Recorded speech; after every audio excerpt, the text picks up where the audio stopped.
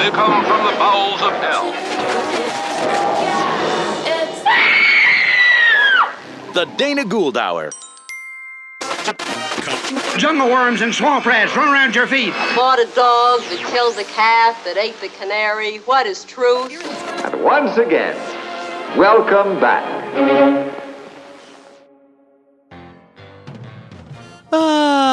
September.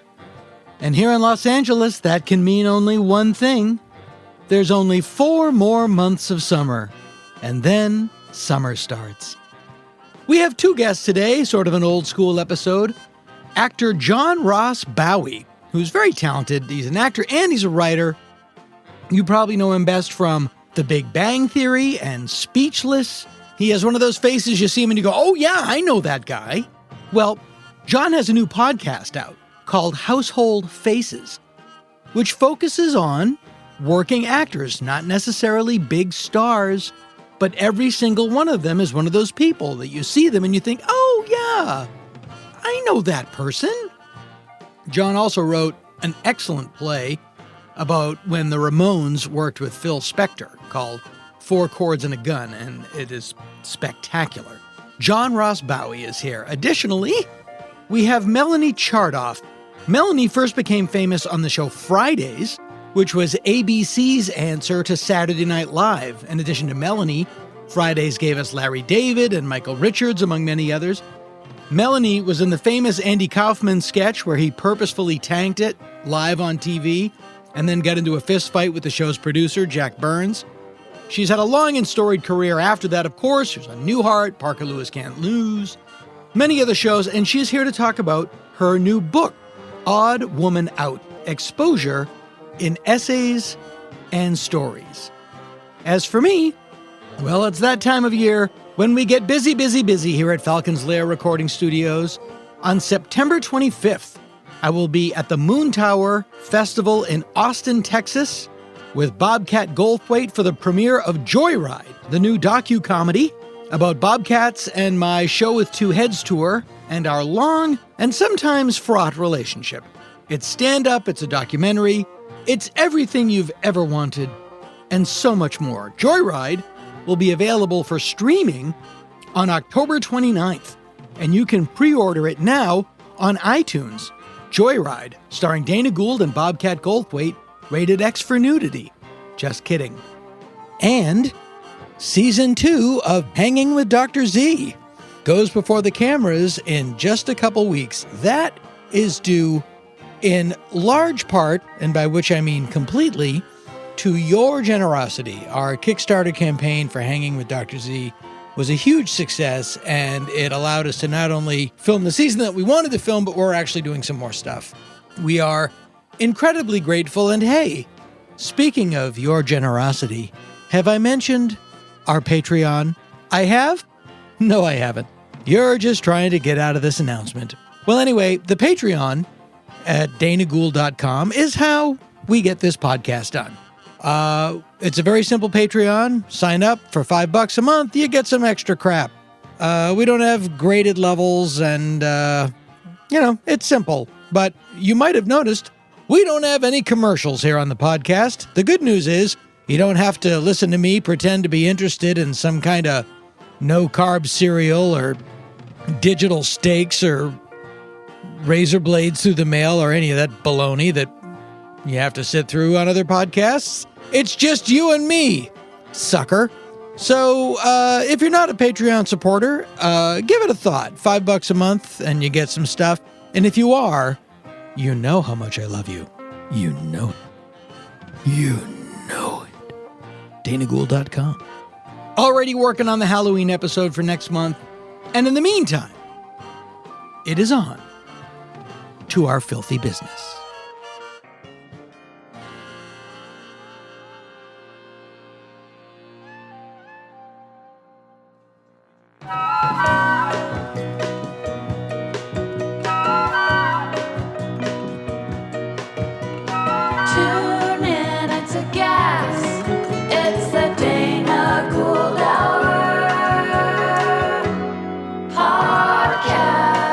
Dana Gould Hour. Free and worth it.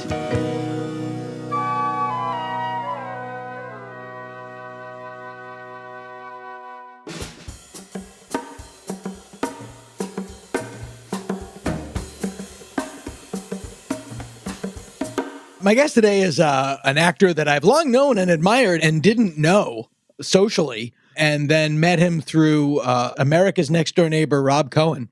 I believe is how we came into contact. He's one of those people like, hey, that guy's my friend. I see you on TV all the time, like, hey, that guy's my friend. I'm still impressed. He's not only a very accomplished actor and comedian and improviser, he's a great writer. He's written an amazing play that we're going to talk about. And he has a new podcast called Household Faces, which is one of those ideas that's like, oh, of course, damn it. Please welcome John Ross Bowie. This is the sound of my voice. Now, is it also David Bowie? Because I know you're not related. Over there, when I'm in the UK, yeah. Because I'm Dana in the UK too. Yeah, I bet. And Gauld, I imagine. Yeah. And then in Germany, they put an umlaut over everything. Yeah. In Germany, my name is Husker Du. I don't know what to. I always feel like I'm being insanely difficult, but as we are friends, I thought it best. No, you should have your name pronounced right. Everybody has that right. I think so. But whenever I step off the plane in England and I go to customs, they are always, hello, Mr. Bowie, welcome to the United Kingdom. They get it right immediately. Mm-hmm. And here it's always Bowie, unless I'm in the South, in which case they say Bowie. Oh, wow. Interesting. Well, it's pronounced for Jim Bowie, right? I only know the pronunciation from the Frank Black song "Pistolero," which has the great line, "Now he's heading skyward, standing up on piles of plywood, and all he thinks about is how he looks like Heroes Period Bowie." Wow! Yeah, Frank Black's not fucking around. He's not fucking around in the least. Yeah, they actually referred to him as David Bowie one time on The Young Ones. And I remember sitting up off my couch in high school being like, hey, representation matters. I remember. It was a wonderful moment for me. I remember watching, I've told this story before in the podcast. My dad was a bartender when I was in high school, and he would come home from he would come home from work on Saturday night right in the middle of the second musical performance. Like It was timed. The timing was always in the middle of the second musical performance. My dad would walk through the door. Right. Hammered. This is on SNL. SNL in the late 70s, the first SNL. And I'm watching David Bowie perform Boys Keep Swinging. And he's in a women's Army Corps outfit. He's in a skirt and high heels. And I'm watching it, and my dad comes in and leans down into my face like the Velociraptor in Jurassic Park. And he just goes, "You like that queer, Dana?" It's a different time. It was a different era. It's a different era. In fact, I do. Wakes up in the hospital. Mr. Gould. That's so funny. I feel like your dad had a similar reaction to Devo. Is that correct? His reaction to Devo was sitting there. My brothers were home. We were all watching it. My dad walked through the room and, without breaking stride, said, "What's this? The goddamned asshole show?" That was it. And I told that to Jerry Casale. That was hilarious. I loved that moment. I'm seeing the goddamn assholes later this month. I'm very excited. Where are they performing? They are performing. I am going to not just my first concert, but it'll be my first outdoor rock show in over a decade. Wow. I'm going to see Punk Rock Bowling in Vegas. I was on the fence, and then they put in a vaccination requirement, but I'm going, and they are headlining the last night. Devo are headlining the last night. Wow, that's what night is that? When is that? Sunday the 25th, I want to say, somewhere in there. Of September or Sunday. October? September. It's in a couple weeks. I had X tickets for last month that I could not attend because something came up, but I was going to go to X, and I have Elvis Costello tickets for, I think, November. Oh, man. I saw one Elvis Costello tour that was kind of a snooze, and I have never been back, but I think I've screwed up because I think I caught him on an off tour. He was touring Mighty Like a Rose, which is not. Oh, that was a long time ago. Yeah, it was with the. Yeah, it was like 30 years ago. That was with the Rude Five. And the Replacements opened up, and that was great. Wow, that's a great show. And that was with the hair, and that's when he looked like Jerry Garcia. Exactly, it's the Jerry Garcia album. Other Side of Summer was the hit off it, but it was very heavy on that record and not enough hits. And I was remember like, that tour. I don't know. And then the next tour, he went back out with the Attractions, and it was apparently just that was the Brutal Youth. Show. The Brutal Youth tour was great. Well, I love that album. Yeah. I love Brutal Youth. Brutal Youth, I think, is as good as the late 70s, early 80s material. I love that record. That tour, the Mighty Like a Rose tour, Elvis did MTV's Unplugged. That's right. And sitting in the front row behind Larry Knechtel, who was playing the piano, a very young, ridiculously haired Dana Gould sitting next to a very young, ridiculously haired Judd Apatow. No kidding. I got to find that. I'm sure it's on YouTube. Profoundly, that's magical. There's a lot. It's a lot of hair. Everybody's got a lot of hair. That's great.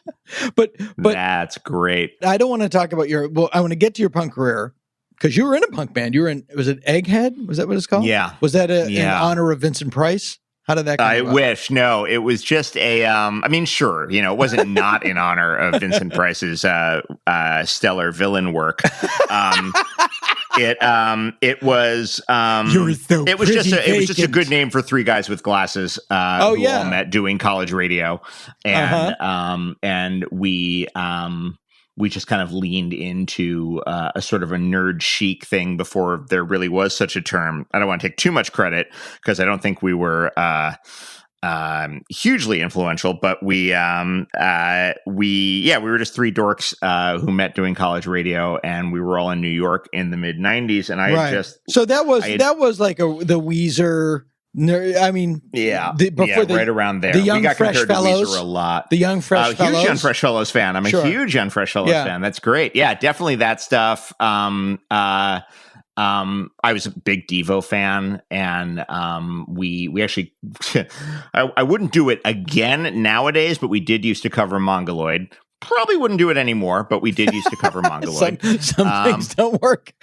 No, I'd be pretty shocked if they bust that one out at the end of the month, frankly. But we were around for a few years, and then we got together for sort of a reunion album around 2010, and that one you can find on the streamers. Oh yeah, and it's called Egghead Would Like a Few Words with You. Perfect. It was almost called Egghead Too Big to Fail. And I was like, I feel like that's not an evergreen phrase. I feel like that joke is going to be really funny for the moment and then won't, like in a couple years, we're like, very much of its time. Yeah. It's you didn't want it to be your feeling groovy. Exactly. I did have a period in my 20s before I decided that even punk rock was too unstable for a guy who wanted to be an actor. Yeah, but that's your fallback is I'll be a punk rocker. Yeah, I wonder if Elvis Costello. I don't think he could sing Oliver's Army anymore. Oh no, Oliver's You're Army, right. or and I don't know if X can sing Los Angeles. I think they have to maybe tweak. I saw them 5 years ago, and they lyrics. did Los Angeles, and but there is some currently not problematic at the time, lyrical content in that song. No question. Yeah. I always felt like they were doing like Elvis. It's always a little bit hard to tell because there's so much arch irony and so much of what he writes, like what's him. Well, and that phrase, that phrase is actually referring to Irish Protestants. Yeah. You got to know your Cromwell history to really, that's exactly right. To sink into that song. Yeah. But, X, I'm always wondering if like that's, well, it's a character they're singing. Yeah, it's a character that they're speaking of. They don't leave Los Angeles is the point of the song. The person who is leaving has some issues with the town, and they are expressed indelicately. Yeah, but what the reason that I loved talking to you and what I find fascinating about your Household Faces is that you're an actor. People know you primarily from Big Bang Theory, probably. Thank you. I was thinking, we're talking about punk, and I was thinking Bad Brains. I had BB in my mind, but it's Big Bang. No, from when I was in the Bad Brains. Yeah, from it is an underreported chapter in that band's history. That's how I have a visual memory, and I saw BB, and I was like, it's not. Sure. That's not the name of the show.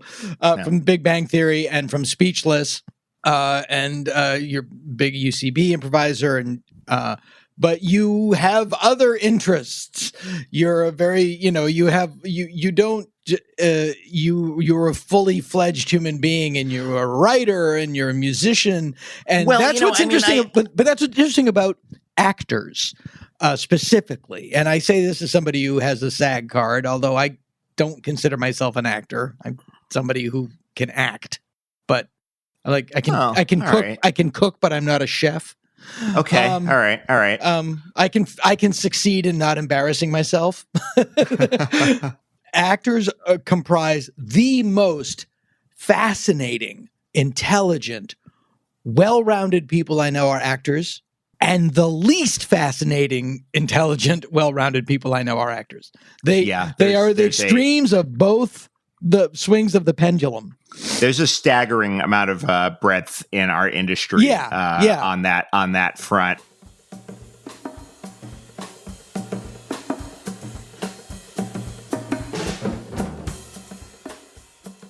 I met some dumb people when I was in a band.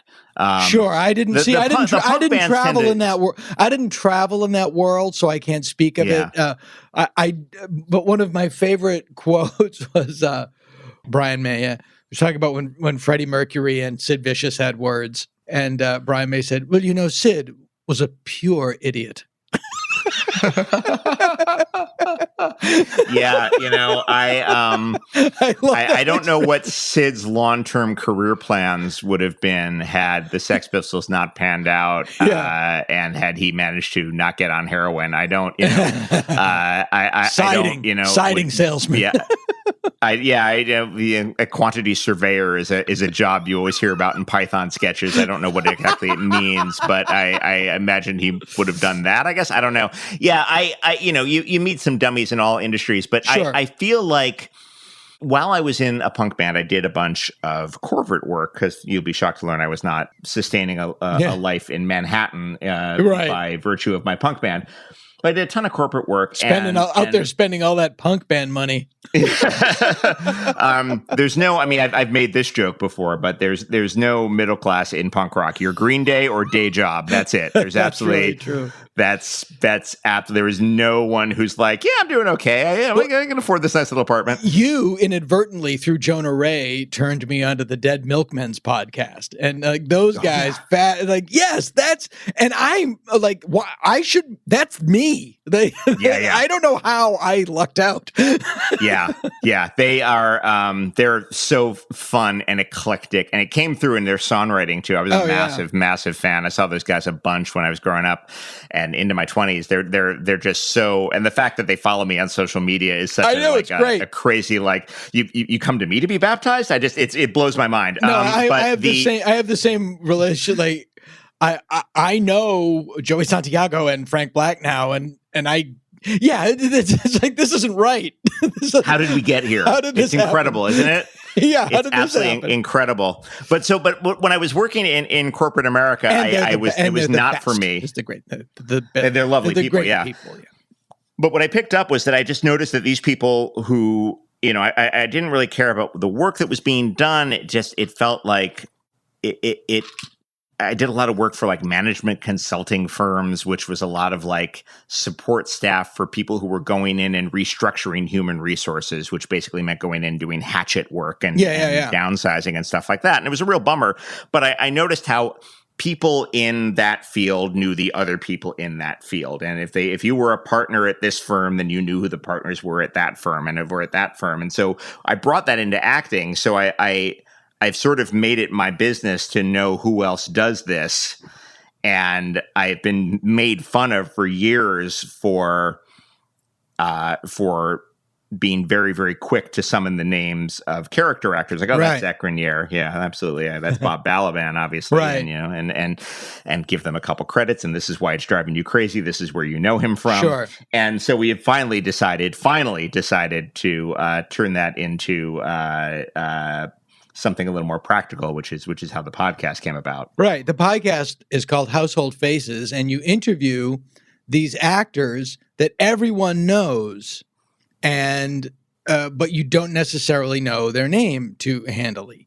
And it's funny. I was talking to David Anspaugh last night, who directed Hoosiers and Rudy, and he mentioned not only Bob Balaban but Wilford Brimley, who's another one of those may he great, rest. another one of those great, sort of ubiquitous faces. Mm-hmm. And to be as an actor, like, I always felt that was the sweet spot. Yeah, me too. Because it's always interesting. You can always work, but you don't have to shoulder the entirety of the movie. There's the thing that is really important. The thing that, like, daunts me about, and I don't know too many, like, capital C celebrities, but I always look at them and I think, like, if you're in a movie and that movie tanks, that is a blank movie that just tanked. That is your name attached to that bomb. I'm just a guy going from job to job. I'll be in a movie. It does well. Not my fault, not my responsibility. It tanks. Not my fault, not my responsibility. And Bobcat was a movie star. And he'll say, like, then Hot to Trot came out and I went to jail. Yeah. I've heard the phrase jail quite a bit. You go to movie jail. And there is an innate, I think that being a movie star, a person who can carry a movie. We were talking about before we started talking. We were talking about Diamonds Are Forever and Sean Connery. Yeah. Now, the thing that Sean Connery had cannot be taught. Mm-mm. You know, it's or Clint Eastwood, same thing. It's something that you're born with. Has it to a certain extent. Yeah. Someone said a lot of it has to do with the size of their heads. You know, head size comes into it, bone structure comes into it, a level of narcissism, even if it's benign narcissism. I always thought that people say they have that thing, and a lot of the time that thing is self-regard. Yes. But it can be benign, and but to be able to carry a movie is not. It's a talent apart from acting. Oh yeah, it's a completely different skill set that again, it's I'm hesitant to call it a skill set because I don't know how you would teach such a thing. Yeah. And most of the time when you talk to the being teachers, being a front man or a great, like being a front man. Robert Fripp is a better musician than Mick Jagger. But no question. Mick Jagger. Question. Who do I want to watch on stage? Mick Jagger. Yeah, absolutely. Those are two great examples. That's a key thing. There are plenty of people who are technically incredibly adept actors, but for whatever reason, either they disappear so far into their character that you never have any idea who they are, so they never make a set impression. Right. I don't want to name anybody. I'm thinking of one particular British actor who I know casually, who is such a goddamn chameleon that he will never be famous. Wow. Because he just is. He is. It's a completely unique performance every time with this cat, and he's a genius. He's so technically proficient that. Like, well, who are you, though? Who is the guy behind all this thing? Because we know who Clooney is, and we keep going to, like, he's maybe not the best example because his movies are hit or miss unless they have oceans and a number in them. But, Tom Cruise has not got a ton of versatility. Once in a while, you'll see a Magnolia or something will pop up, or a Tropic Thunder. But for the most part, you go to see a Tom Cruise movie, and there's this weird magnetism trapped in that 5'7" frame that is a wild beast. Yeah, and I have to say, I met Mr. Cruise, and to meet him, it's the most. it's the most handshake you've ever had. It's the most smile you've ever seen in person. And religious beliefs aside, when he asks you to do something and you help him out, he's grateful. And, he's like, I got nothing bad to say about the guy.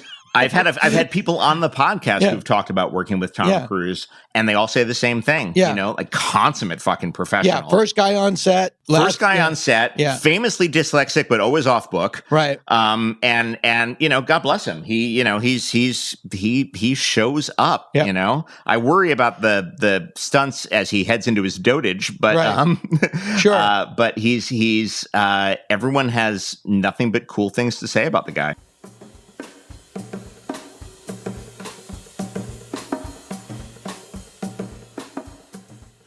Yeah, when I was a kid thinking about wanting to be an actor, the kind of stuff that I wanted to be Dwight Fry. Yeah, huh? I just want to be the weird guy in the horror movie that comes in and leaves.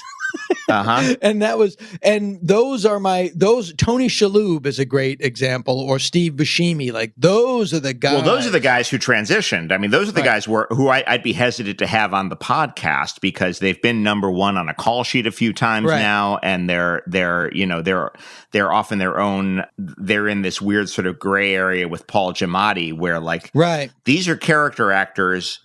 It's interesting because you and I grew up in an era in the early 70s where the idea of leading man and character actor was very blurry, and you could put Walter Matthau in your rom-com, and you could put Elliot Gould in your rom-com. Or even like one of my favorite Walter Matthau movies, Charlie Varick, which also has the Sean Connery Diamonds Are For Everything, where he walks into the woman and the woman's like, hello. He looks like a basset hound. It's like in The Big Sleep when he goes into the bookstore and he's like, oh my hello. God. Like, this guy looks like your dad. He's playing the nerd. Yeah, this guy looks like your dad. There's an erratum on page 200. I totally know that scene. And that woman is so sexy. I don't know, is it Dorothy Malone or somebody? That woman is so sexy. She's ridiculously hot. And she's all over Humphrey Bogart, who looks like her dad's friend. I know. No, what Matthau famously had a face like an unmade bed, and that idea of like this woman going "Awooga" when he walks in is hilarious to me. But there's only a handful of people in the modern era who have done that, who've been like, no, I am who I am, but I'm your romantic lead now. And I'm hard pressed to think. Well, Jonah Hill is kind of all over and he's cute too. Jonah Hill's kind of a cute guy, so maybe that isn't the example. But you look at those guys who have moved into a different realm of acting. Because for a while there, Giamatti was like, this guy is short, bald, no chin. He's going to work forever, but this is his shtick. Yeah. And then Sideways just screwed everything up. Right. It's sort of like Edward G. Robinson or Peter Lorre, even, although Edward G. Robinson, where they are character. They go from being character actors to character stars. Yeah, and that is a rarer thing nowadays. Yeah, I think. So when it does happen, it's quite striking. But I always cite like Jaws as when people decry Jaws for being the birth of the blockbuster. I always kind of bristle at that. You want to blame Star Wars, that's fine, but the young hunk in Jaws is Richard Dreyfuss. And there's no chick on that boat. Right. And the one woman in the boat is Lorraine Gary, who's only in there because she was married to an executive at Paramount. Was it Paramount? I think it was Paramount. No, Universal. And Universal. Universal, right. Of course, Universal. That's where the ride is. But there is a so I always view Jaws as not the first blockbuster, but the last 70s movie. Yeah, it is very much a 70s It is very much a 70s movie. I can tell you a very funny story about Lorraine Gary. No one ever starts a sentence like that. I know. Lorraine Gary's granddaughter was in kindergarten, was in preschool with my daughter, my oldest daughter. Okay. And so I would go into the parents' waiting room because it's the early transition. You know it. You have kids. I do. I have two. Yeah. I remember being the dad who just stay on the premises. Just stay on the premises while your kid's in preschool. Yeah. Just like so they could see you if they have a problem. And so I'd be in the parent waiting room with Lorraine Gary a lot, and I knew it was Lorraine Gary. Nobody else knew. And I'm like you. I know a lot of stuff. And I said, like, I know I've seen you. Oh my God. The Marcus Nelson murders. And she just looked at me and she went, shut up. Amazing. She totally gets it. She know, and then she was telling me stories about, Jack Webb, and she was just it was great. It was just, and then, I knew her, like, hi, Lorraine. And like, we would, oh, it was my great. God. Oh, so that's great. So fucking great. So here's my version of that. She's I do this she's shit. a hoot. She's a hoot. She's great. That's so great. That's so great. My version of that, and because I do that all the time too. I either stop people who I don't think get stopped enough, or I stop people who, for reasons that they are not used to being stopped. That's the trick. That's the trick. That is absolutely the trick. Yeah. If you want to curry somebody's favor. But I'm in and this one, and I learned that from Scott Alexander. I didn't come up with it myself. Scott Alexander, Larry Karaszewski, the guys who wrote Ed Wood. Yeah. When Scott met Jerry Lewis, he asked him about the video tap, and Jerry talked for 2 hours because Jerry invented the video tap. What we know is the video assist, which is virtually obsolete now because we're shooting everything on video. But that's great. That's a great in. That's a terrific in. And he went for like 2 hours. Here's what I did to a fellow actor, and this was a really cool thing for me to do, if I do say so, because we were going out for the same role. I'm in a waiting room at Universal. I see Geddy Watanabe come in and sign up. Oh boy. Geddy Watanabe sits down, goes over his lines. I'm like, I got to go over and say something. I sit down, I go, Mr. Watanabe, and he goes, yes. I go, I just want to say, and remember, this is Long Duck Dawn from 16 Candles. Yeah. If he had a nickel for every time some fucking ghoulish Gen Xer came over to him and said, hey, I love that horrific racist caricature you did 35 years ago. Or call him Long Duck Dong. I come to him, I go, Mr. Watanabe, my wife and I saw you at the East West Players production of Pippin a few years ago, and thank you for the evening. And he lit the fuck up. That's amazing. East West Players is an all-Asian theater company here in Los Angeles, and they will do Asian plays, but they'll also do traditionally Western plays with all-Asian casts. And they did a production of Pippin where he played the grandma in drag, and it was a wonderful night out. And we talked for half an hour. That sounds like a fever dream more than it was totally a fever dream. Yeah. Oh, it was also anime themed. It was fucking bug nuts. It was great. But we had this wonderful talk, and he was like, that was such a great experience. There's, so many things that would have kept me from playing that role. It was so exciting. Just doing live theater was so great. We had a great conversation. And that is the secret power. You come to people with shit they're not used to talking about. And it's something I'm trying to use on the podcast too. I'm trying to I had Brooke Smith on, and yes, we will touch on Silence of the Lambs, but there's so much other shit in her career. She has a massive punk rock past, Brooke Smith. Oh, I had no idea. And I don't know who Brooke Smith is. So tell me who Brooke Smith is in The Well in Silence of the Lambs. Okay, that's her. She's the daughter in the basket. Right, she's the daughter. Okay, daughter of the senator. Right. And we're not going to not talk about Silence of the Lambs. That's going to come up certainly, but you've got that. You've also got Vanya on 42nd Street. You've got her fascinating run as beleaguered wives who get their comeuppance or who finally get vengeance throughout a TV career. And she also was a roadie for the hardcore band The Cro-Mags in New York in the 80s. Wow. So we had a terrific conversation. Here's a weird story about Silence of the Lambs that not a lot of people know. At the very end of his career, Gregory Peck auditioned to play multiple Megs. He really read the script, wanted to be in it, and the footage is on YouTube. Really? I'd really like to audition for this role.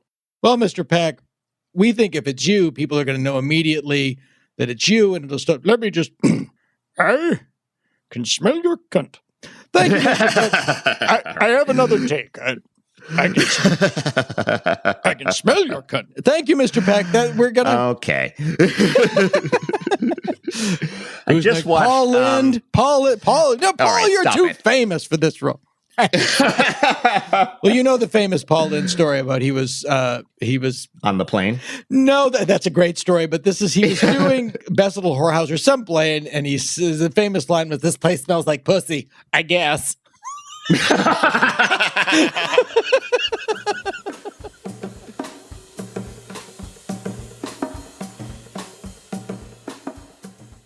I had Kevin Pollak on the podcast. Oh, yeah, and Pollak there you go. is, obviously, a phenomenal impressionist. Yeah. I forgot. I didn't get many him of my to do impressions it are me just doing Kevin's impressions. No, the way everyone used to steal John Byner's Ed Sullivan. Yes, exactly. Yeah, from that's from I made FM. shit. How are that's you? That's from FM and AM. Yeah, that's right. Oh my God, that's absolutely right. I do the Will Jordan. That's right. That's a Carlin bit from that exact album. Yeah. You're exactly Jesus. All right, Dana. I don't know why we haven't been friends longer. Yeah, I know. Anyway, That's what so Pollak. I didn't do it on mic like a schmuck, but I asked him if he knew the Walter Matthau Goes to Poland story. And he said, "Of course I do." And I said, "Okay, tell it to our friend Ben Blacker." And the story goes that Matthau, who was famously cantankerous, could be kind of a prick, and his long-suffering wife visit Poland, and they get up in the morning on a very somber day, and they get into a fight about something fucking petty, and neither of them are willing to give an inch, and they spend the whole fucking day irritable, and they get in a car, and they are driven to the most famous death camp of World War II. Right. And they tour, and they're just deadly quiet to each other, not speaking. They get back in the car at the end of the day, and Walter Matthau turns to his wife and goes, "Well, congratulations, you ruined Auschwitz."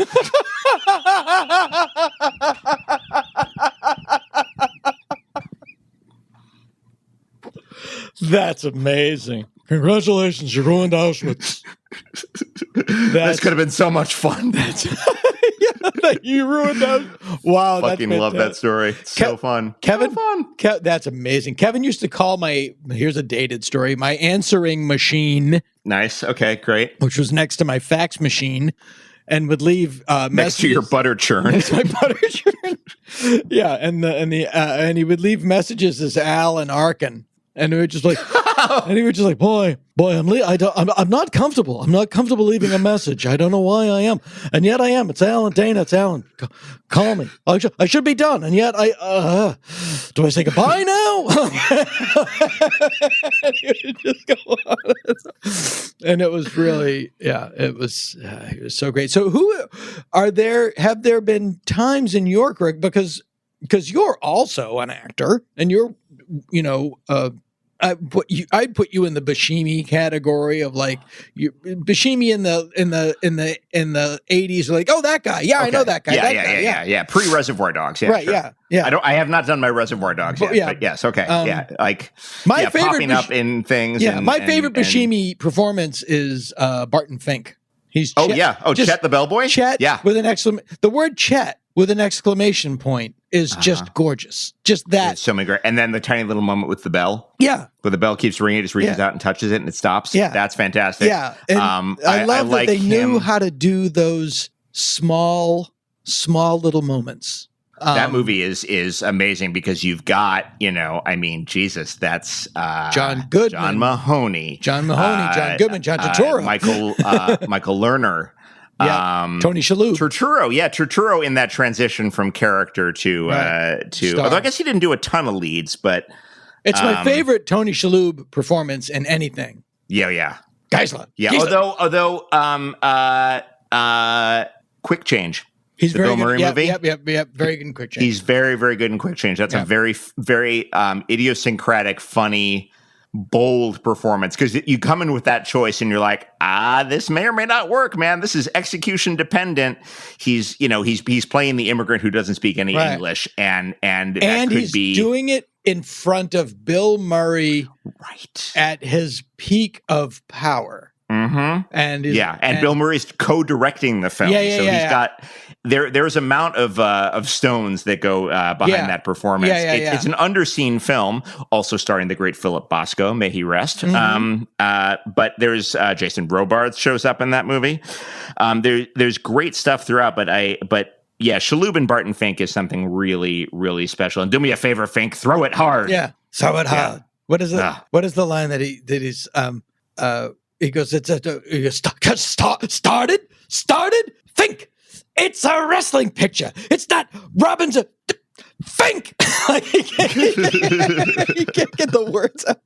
And I worked with him. I was a writer on a sitcom that he did called Stark Raving Mad with Neil Patrick Harris and Eddie McClintock. And Eddie McClintock. Yeah, that's right. I didn't know Eddie. Eddie and I were thrown out of a club in Cleveland, Ohio, together. Okay, I'll let him tell you the story. Okay, fair enough. If you know Eddie. I worked with Eddie right after that. Eddie was on the next sitcom Eddie was on. I was on that. And lovely. Yeah, he played lovely like a crazy reclusive auther. He played Stephen King. Like, yeah. And when I met him, I fell over myself. Like I was a fool. And then later redeemed myself by not falling over myself because I was with him a lot. But just the best, just so talented. Are there people that you have worked with where you're sitting there going, "Oh my God, why am I here?" Oh God, yes. Shalhoub being one of them. I did an episode of Monk. After years and years of suspect work, I was finally the killer. That's nice. That's a jump up. It was nice. It was a definite promotion because it was years of the quickly eliminated suspect. The first 20 minutes or so. Well, it's obviously not this schmuck. Let's keep looking. But I'm the killer in an episode of Monk, and I had the dream conversation with Tony Shalhoub because they were like, there was a character on the show who was consistently played by different actors named Dale the Whale. And Dale the Whale was like a sort of a long-term nemesis, but for some reason it was like a Doctor Who thing where Dale the Whale was always played by a different actor. Or Felix, he was the Felix Leiter of Monk. Yeah, exactly. Like not a major character, but is consistently recast for a myriad reasons. And I think it was like the first time it was a scheduling thing, and then it just became a bit where they were always going to have new people do it. And I got to sit down with Tony Shalhoub at one point and talk about possible big, fat, rotund actors who could play Dale the Whale. And I was like, you can't just call John Polito? And he's like, oh, I love John. And I was like, Maury Chaykin? I'm like, I don't want to work with Maury Chaykin. I was like, okay. But it was bliss. Oh, my God. That's fantastic. Oh, it was like the best hour of my career was like sitting on a golf cart on the Paramount lot talking with Tony Shalhoub about possible actors he could help hire to play the nemesis on Monk. And I can't remember the other names that came up, but I was because Polito's was a big Coen Brothers alum as well. Yeah. It was great. And he's just, he's a delight. He has a terrific reputation. You'll never hear anyone speak ill of him. Right. He, if you show up to do the work, he's all in. He's a pro. He's a pro. And if you're a pro, you're good. Yeah. Yeah. I was in this movie called My Fellow Americans. And that's the one with the ex-presidents, James Garner and Jack Lemmon. Yep. Wow. And I'm in a scene with James Garner and Jack Lemmon. Very quick scene, but I spent 2 days. The three of us were the only people with dialogue. And by that time, I had learned to shut up. And, spent 90% of the first day just minding my business, and eventually Jim asked me a question or something, and then Jack says something, and then the three of us are having a conversation, and then they don't get it, and I have to come back the next day, and it's like, hey. And so it's 2 days hanging out with Jim and Jack, and I was just like, well, this will never happen again.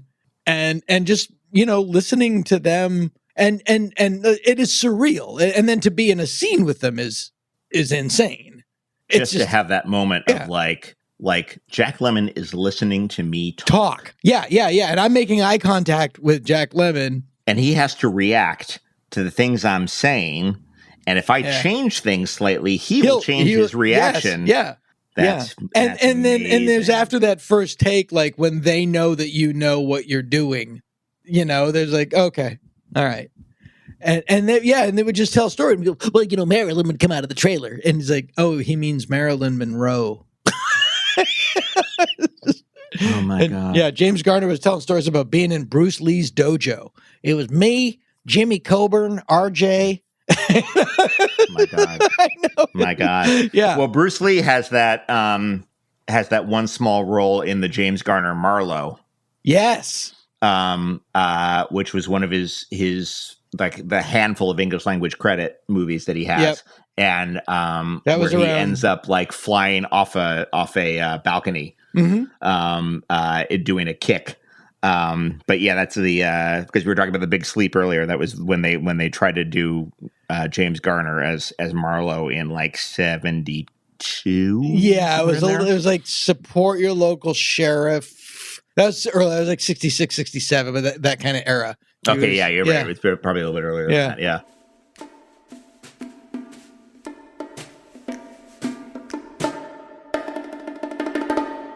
Theoretically, Kareem Abdul-Jabbar is in that dojo at some point as well. Crazy, yeah. And I've had that with acting with in different films, Eugene Levy and Catherine O'Hara too. I'm just like, oh God, I'm so sorry you're having to act with me.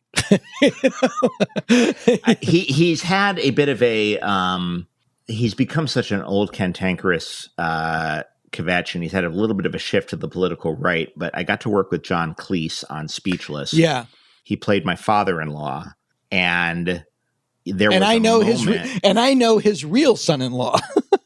Oh, crazy! Oh, really? Yeah. That's bonkers. Former son-in-law, Ed Solomon, the screenwriter. That's where he had to. I mean, there literally is a scene where he has to straight man me. And I was just like, this is anarchy. Yeah, this is the upside down. What is happening to the dogs and cats living together? What is the fuck is going on right now that anyone would allow such a thing to happen? Did you say like, this is ridiculous?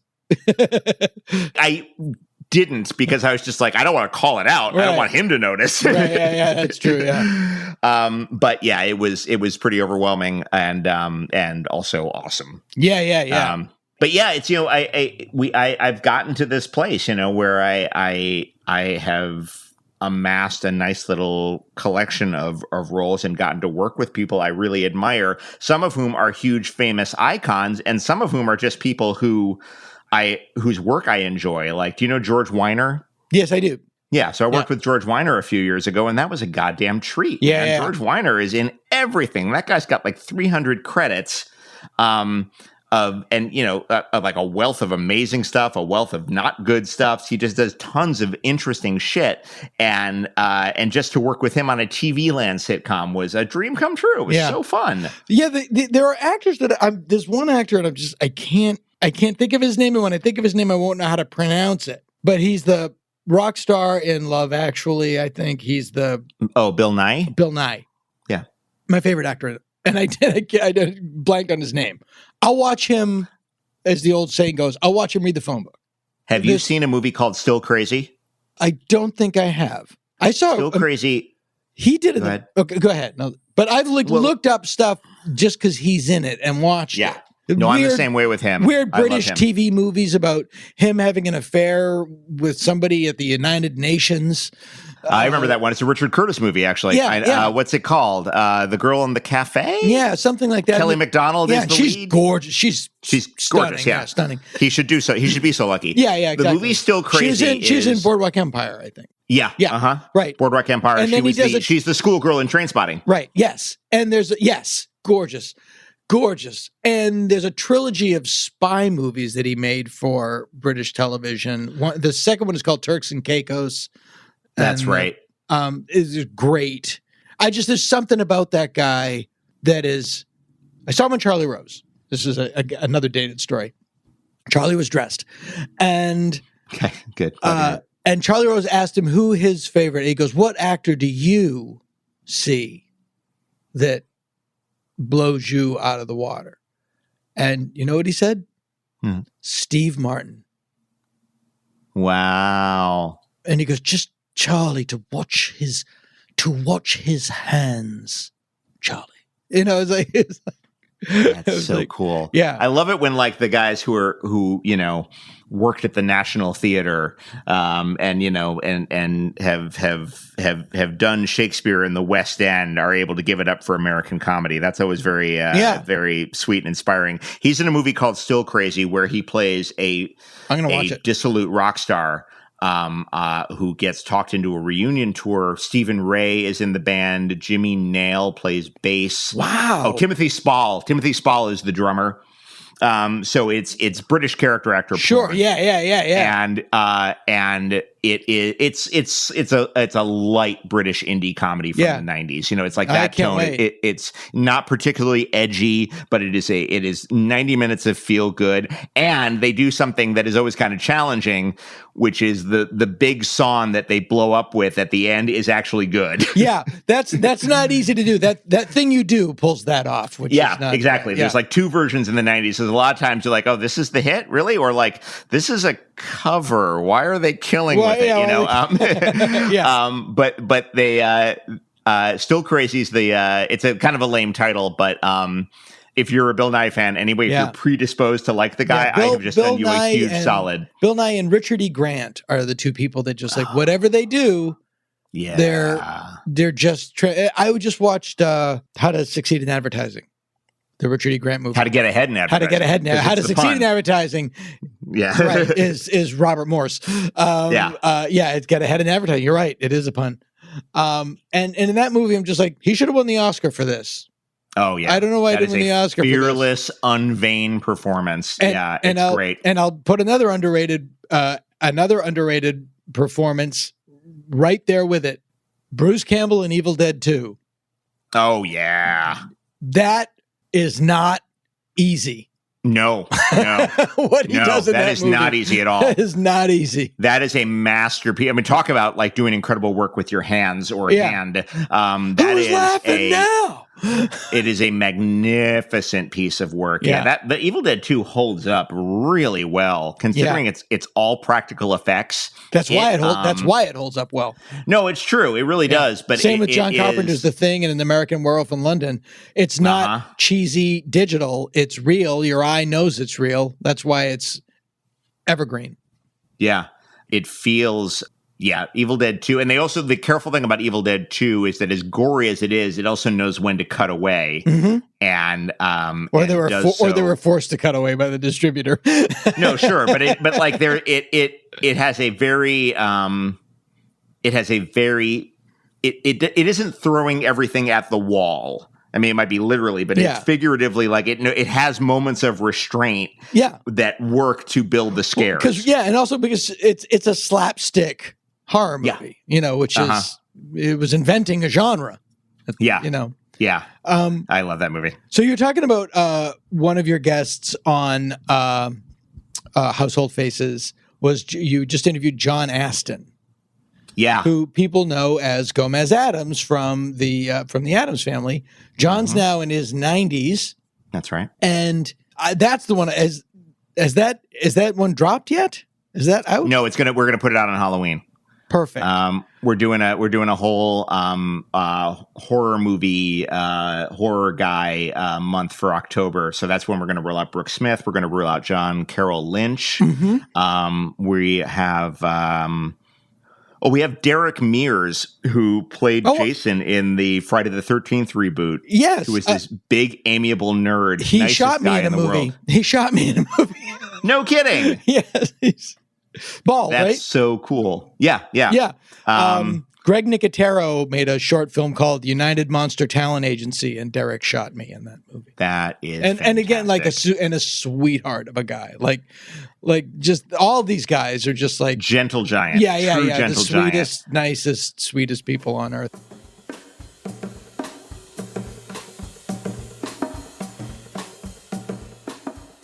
But we had Astin on, and he fascinating because he's got his roots in New York theater. Yeah. He's a time machine, really, because I mean, here's a guy who was in a really famous production of Three Penny Opera off Broadway in the early 1950s with Paul Dooley and Charlotte Rae and all these people, and did enough theater that TV took notice.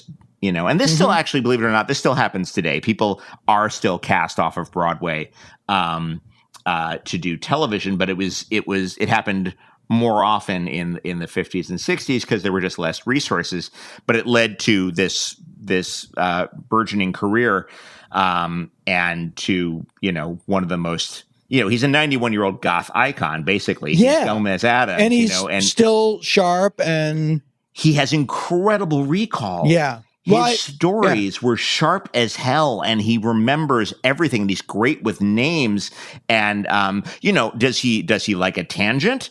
Sure. Is the phrase incidentally a bit of a red flag that we're going off somewhere? Yes. Yeah. But he was such a delight to talk to and such a kind man. And we got to, it was actually the first time I've choked up doing this podcast. There have been a couple times since, but he was talking about going to see a production of Our Town where Thornton Wilder himself played the stage manager. Wow. Jesus. In Ohio in like the 50s or the 40s even. Yeah, it was in the 40s while he was in college. And he goes to see Our Town and then 40, 50 years later plays the role himself at his alma mater at Johns Hopkins. And I got him to do, there's a pivotal line at the end of Our Town about, spoiler alert, it's a 70-year-old play, but the young lady comes back from the day briefly and is allowed to live one morning over again and realizes how much she wasn't paying attention to. And she says something to the effect of, do human beings ever realize life every minute? And he, again, 91 years old, no script in hand, goes, no, the saints and poets, maybe. They do some.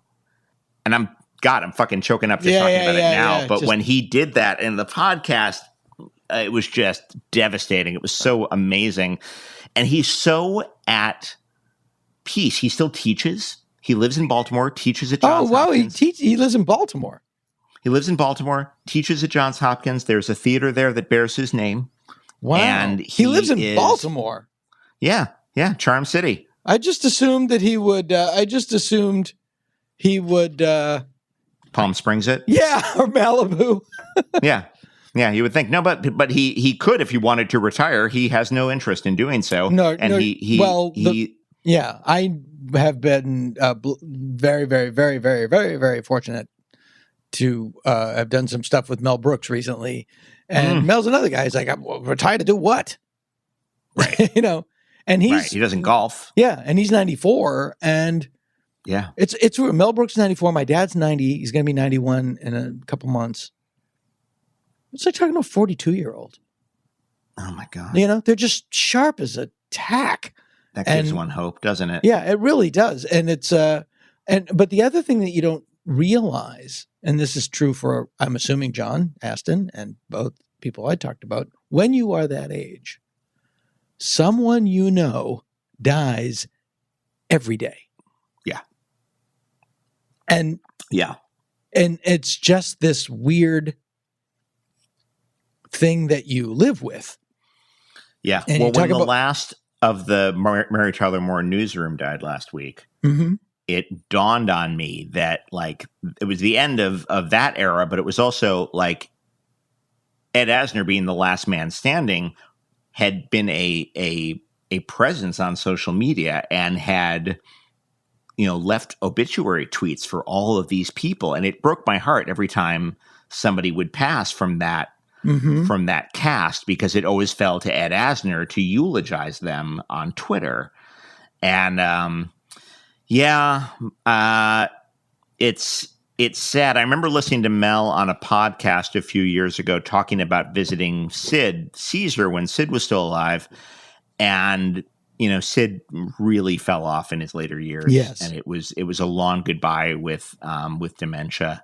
And Mel just sounded, we overused the term Zen, but he sounded very much at peace. Like, you got to remind him about what he did and what you did with him. And I was like, you have to remind him that you two basically invented television sketch comedy together. You have to remind him of the fact that you changed television forever. That's a thing you have to jog his memory about, which is heartbreaking. But I think, and Mel would just go, yeah. Yeah. And if you're Mel Brooks, I think you just come to peace with that. And you just, you're a saint and a poet, you appreciate every moment when it happens. Mel's freakishly smart. We were talking about, somebody having an affair, and he said, I never did that because I didn't want to get the phone call. You're sitting in the room and your wife's on the phone, and they go out, they come back, they're white, they're ashen, And then it's either like they got to buy him a fur coat or they got to go to a diamond ring. I just never wanted. It wasn't worth it. I never wanted the phone call. Yeah, it's like that's he just amazing. has a very pragmatic way of like, he knows what he's doing. There's ethics and morals in my ketubah, but also with the paperwork. yeah, exactly. It's not worth the downside. There's a big downside to that. Aside from who are the other the guests on episodes that are out now that people can tune into that really, like, when you interviewed them you thought like, this is why I wanted to do this show, this is why I wanted to do this podcast? I talked to Amy Hill, who is the Asian grandmother on television, and she's so. I couldn't figure out why I left that interview in such a good mood. My wife listened to the episode and she's like, she's the most mentally healthy actor I've ever heard. She's just so calm and together, and she has deep roots with her family, and she's gone off and done amazing things. She got her start doing sort of alt comedy, basically doing sort of one person show, more raconteur style comedy in the 90s, when I can never remember what the scene, I think it was that bookstore out in LA was the scene. Big and Tall Books in LA. Yeah. And then it was, Luna Lounge or Rebar or Surf Reality in New York, those places where you would come up and you wouldn't necessarily do, your Seinfeld set. You'd have more lawn rambling observational shit. Yeah, I was iron out material. Yeah, I was a part of that scene. So she was a part of that thing up in the Bay Area in the early 90s and a little bit in Seattle, and she's gotten to do so much stuff, and she's made huge strides in Asian representation, and she's worked with that theater company that Getty Watanabe has worked with that I mentioned earlier, and she just has this calm. What's the common thread for all of these actors is that none of them have become crazy wealthy from the work, so they're in it because they really love it. And there's not a moment like most actors just make a living. Mm-hmm. Yeah. And they've maybe either decided they don't want to do anything else, or, I mean, in my case, I have tried a bunch of different jobs, and this is the one I enjoy the most and the one I'm probably have the most to offer. And trust me, you don't want me writing marketing copy for your management consulting firm. It is not my strength. It is not my strength. So there's a real sense of joyful resignation to the way they look at this line of work. A real sense of like, well, really well put. This is what I do, and I'm good at it, and I'm probably not going to get the front page New York Times obituary, but I'll make the LA Times C-section at some point, and that's great, So it's just the genuine professional that runs through all of the people I've talked to is really, really inspiring, and they've also just got crazy stories because they're not the kind of actors who are deferred to constantly, so they get their they get their egos bumped up against occasionally, and I ask them all about roles that have gotten away from them, which sets up this fascinating multiverse where John Carroll Lynch plays Al Swearingen on Deadwood, and just crazy shit like that. I love those stories. And you want to just kind of stop, pause, and walk around and go, what would that have looked like? Those stories are legion about Robert Reed was Mike Brady. Yeah, and he the other actor who went out for the part. I don't know, down to him or him. Gene Hackman didn't get it. No shit. Wow. Yep. Gene Hackman must have felt like a terrible actor when he didn't book that. Yeah, but then it's like, oh my God. God damn it, Bobby! God damn it! You ever pick your toes at Poughkeepsie? Yeah, exactly. You invited Mickey Dolenz at the prom? Is that right? Did you invite Mickey Dolenz at the prom? It's it's so good. That's so amazing. Do you have a role that got away from you? I'm going to flip the tables on you. Do you have a role that you went out for that slipped through your fingers? Yeah, but nothing huge. Nothing huge. It was it was, it's too embarrassing. No, I'm going to just say no.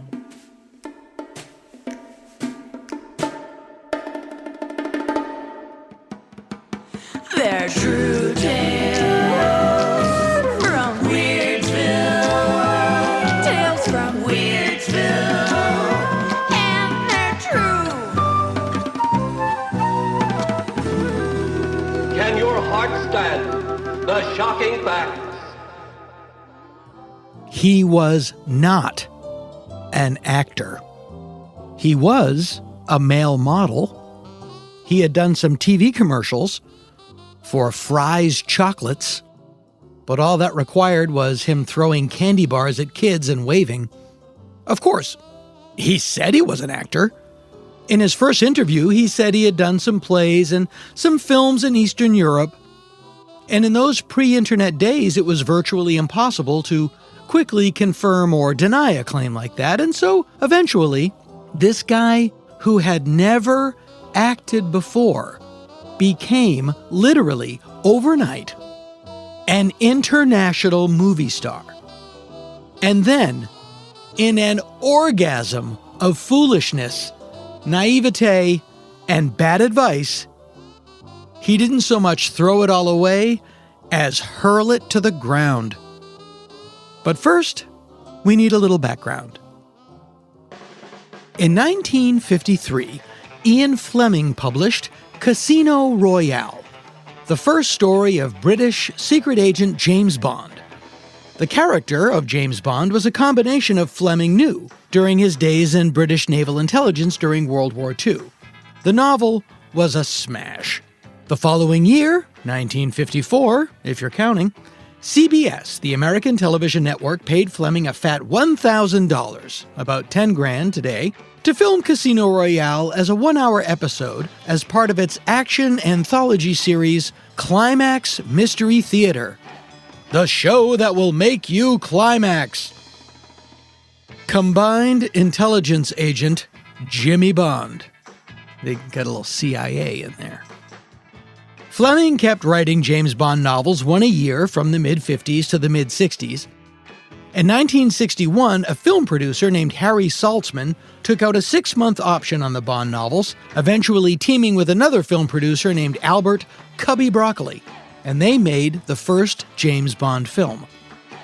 None of the big American studios were interested in James Bond. They dismissed the whole enterprise as being too British. But Broccoli and Saltzman eventually struck a deal with United Artists to release 1962's Dr. No, the first James Bond film. It was Fleming's 6th Bond novel. Many actors were considered for the lead role. Cary Grant was offered it outright, and he agreed to do it, but he said he would only make one film, so Broccoli and Saltzman passed. They wanted to make a series of films. Eventually, they cast a then-unknown Scottish actor named Sean Connery. Fleming did not want him. He referred to him derogatorily as a working-class Scot. Fleming was a classic British snob. But Cubby Broccoli's wife was the one who supposedly convinced the pair that Connery had the requisite machismo and sex appeal that the role required. Dr. No premiered in 1962 and did okay. It was not a runaway smash hit, but it did do well enough to justify the filming of a follow-up, From Russia with Love. At the time, the most well-known of the Bond book titles because President Kennedy listed it as one of his favorite books. From Russia with Love did okay. Good. Not great. Good. Enough to justify a third film, 1964's Goldfinger. And Goldfinger exploded. Goldfinger was a massive, massive, massive hit and set forth the formula for all the future Bond movies. It had just the right mix of action, sex, humor. Goldfinger gave birth to a full-fledged spy craze, inspiring the Dean Martin Matt Helm films, the James Coburn Derek Flint films, the Michael Caine Harry Palmer films, TV series like Secret Agent and The Man from U.N.C.L.E. Goldfinger was followed by Thunderball, which was bigger, bolder, and brassier, and even more successful than Goldfinger.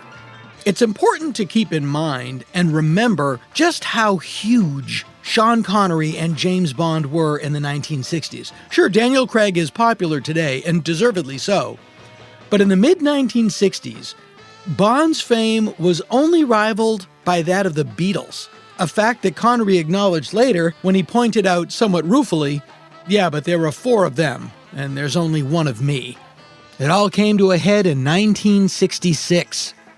Bond mania was in full bloom, and cinema screens all over the world were groaning with James Bond copies and parodies. Now, if you recall, before Saltzman and Broccoli optioned Fleming's books, Casino Royale was optioned by CBS, and so, because of that, Casino Royale was not a part of Saltzman and Broccoli's option.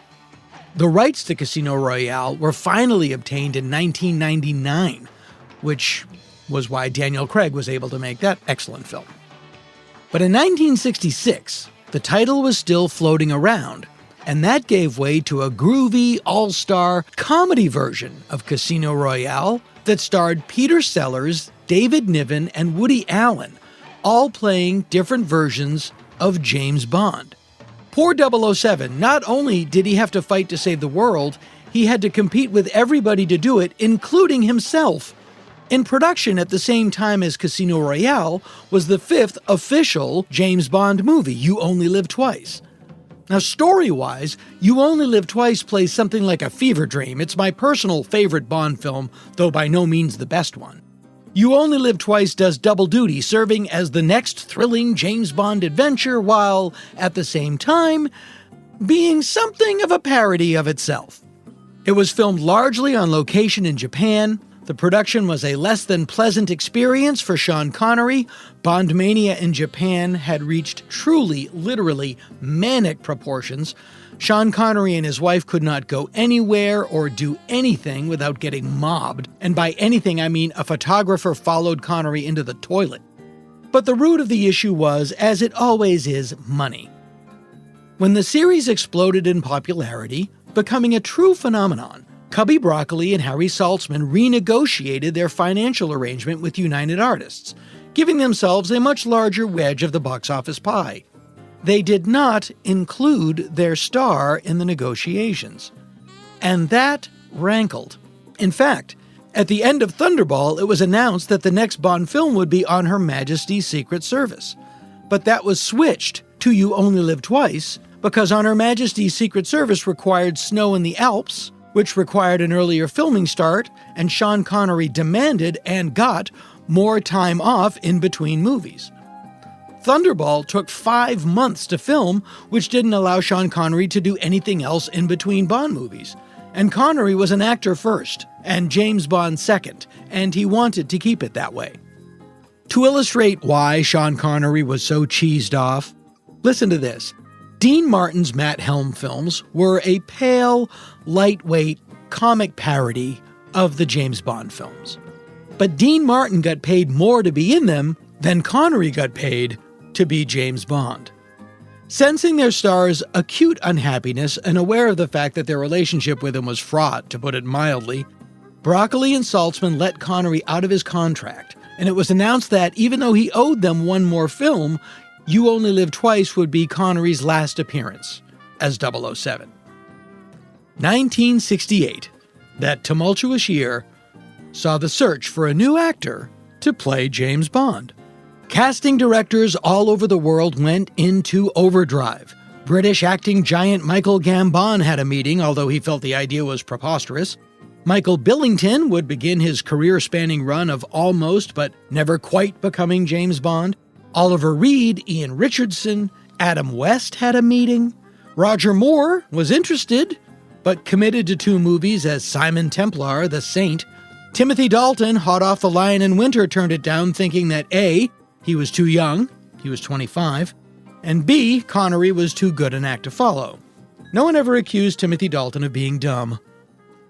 Meanwhile, in England, there was a very popular TV commercial for Fry's chocolate candy bars. They starred an Australian male model named George Lazenby. Lazenby was not an actor, had never acted, but he was casually dating an agent named Maggie Abbott. Now, this was swinging London in 1968, and Lazenby was one of the top male models in town. He had long hair, sideburns, groovy Edwardian clothes.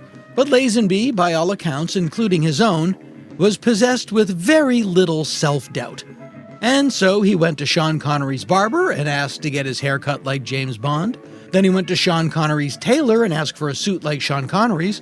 They couldn't make one in time, but they had one there that had been made for Connery that he had never picked up, and Lazenby tried it on, and it fit him like a glove. A glove that was a suit. He went to visit Dyson Lovell, who was casting the role for Broccoli and Saltzman.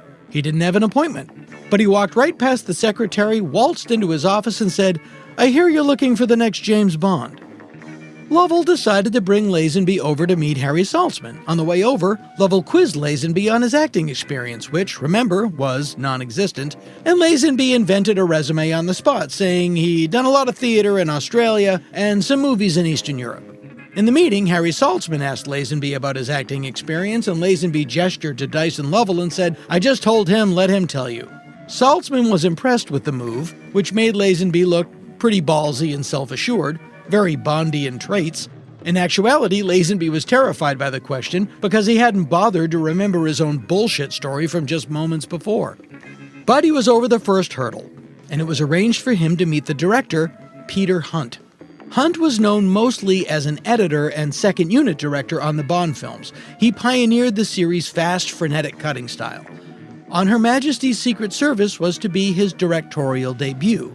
Lazenby wandered across the hallway in his apartment building the night before to see his neighbor, an acting coach named Kevin Duggan. Lazenby said, "Hey, I'm meeting with the director of the new James Bond movie tomorrow about being the new James Bond, and I think I need an acting lesson." Duggan replied, "And you want to start acting lessons now?" But it was at this impromptu meeting that Lazenby would meet someone who would have a very influential role in his life, Ronan O'Reilly. O'Reilly was an entrepreneur and a very influential figure in swinging London. He was one of the founders of Radio Caroline, the offshore pirate radio station that broke the BBC's stranglehold on what music got played to whom and when. It was an elegant form of payola between the record labels and the BBC, and O'Reilly was able to circumvent this by broadcasting Radio Caroline from a series of ships anchored just over the line in international waters. The Who album, The Who Sell Out, is a paean to pirate radio, and there's an excellent film about it called Pirate Radio, in which O'Reilly is portrayed more or less by Bill Nye. Not the science guy, the British actor. Anyway, Lazenby met with Peter Hunt and inexplicably blurted out, "Peter, I've never acted before. I've modeled, but I've never spoken a word in front of a camera." Hunt, surprisingly, and in retrospect, stupidly, took it all in stride and said, "You say you can't act, but you've just fooled Cubby Broccoli and Harry Saltzman, two of the most ruthless men I've ever met in my life. Stick to your story, and I'll make you the next James Bond." What he should have said was, "Thank you for telling me, now get the fuck out of here." Which is what Harry Saltzman said when he was told about Lazenby's mea culpa. "We'll get killed if word gets out that we've hired a male model. Tell him to beat it." But Hunt, again, inexplicably, believed in George Lazenby, and the first-time director arranged a screen test for the first-time star. It was a long process, but the short version of the story is that Lazenby did not altogether suck, and when doing an action sequence, actually, accidentally, punched the stuntman out. So impressed with his physicality, Saltzman said, "Okay, kid, you've got the part, but if you tell anybody, the deal is off." And so, George Lazenby took over for Sean Connery and became the new James Bond in the sixth James Bond motion picture, 1969's On Her Majesty's Secret Service. Now, in George Lazenby's defense, for a guy that had never acted before, he's honestly not terrible. If you look at it through the lens of On Her Majesty's Secret Service being a major international production, and he's the center of it, and he has no experience, well, by that standard, he's amazing. But a person with no experience shouldn't be the star of a major international production, most especially with a first-time director. But despite all this, On Her Majesty's Secret Service is not bad. The skiing footage is insane. The lack of Sean Connery is jarring, but everything else is where it should be. Diana Rigg is amazing, Telly Savalas is great, and all things considered, it's terrific. It is, in fact, some people's favorite Bond movie. So go figure. I think those people are just being contrarian. Anyway, now the story goes that On Her Majesty's Secret Service was a bomb, and George Lazenby was fired, and United Artists paid Sean Connery $1 grillion to come back one more time for Diamonds Are Forever. That is not what happened, except for Sean Connery getting $1 grillion. That is true. When Lazenby signed as James Bond, Broccoli and Saltzman offered him a contract for 7 movies. 7. Had he fulfilled that contract, he would have left it a very, very wealthy, very, very famous man. But he never signed the contract. They tried to get him to sign it. His agent, Maggie Abbott, tried to get him to sign it. Broccoli and Saltzman tried to get him to sign it. At one point, United Artists called Lazenby into a meeting where they pointed to a room full of books. And they told Lazenby, you see these books? We own all these books. And in between Bond movies, you can pick any one of these books and we'll make it into a movie for you. All you have to do is sign the contract. And he would not sign it. What was going on? Remember Ronan O'Reilly, the creator of pirate radio? Well, at some point in the midst of all this, O'Reilly became Lazenby's manager, or advisor, or guru, whatever you want to call it. Remember, it was 1968, and the counterculture was in full flower. Amongst the younger generation, there was a full-on war against the establishment. And O'Reilly was no exception to this. He was all on board. Pirate radio, in and of itself, was a huge FU to the established order. And from O'Reilly's point of view, he was just getting started. And to him, there was nothing more establishment than the James Bond franchise. So all the while, Abbott and Saltzman and Broccoli and United Artists were telling Lazenby to sign his goddamn contract, O'Reilly was telling him that James Bond was a thing of the past, man. And that if Lazenby was smart, he would grow his hair long and join the youth movement. At this point, Harry Saltzman, who was the one who really went to bat for Lazenby, was getting into hot water with United Artists because Lazenby, after 9 months, had still not signed his contract. And by this time, the film had been shot. Saltzman's ass was on the line, and he offered Lazenby, personally, $1 million signing bonus if he would just sign his goddamn contract and agree to please, pretty please, play James Bond for 6 more movies, please. O'Reilly countered that, as the new James Bond, Lazenby could make $500,000 for a few weeks' work on European films. You know, like Clint Eastwood was doing with his spaghetti westerns. And Lazenby wouldn't be tied up for 6 films playing an outdated super agent who had no appeal to the groovy new generation.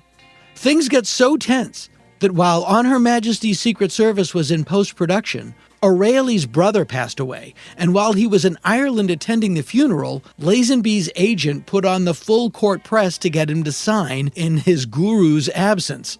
Lazenby didn't, and O'Reilly went bananas when he returned to London.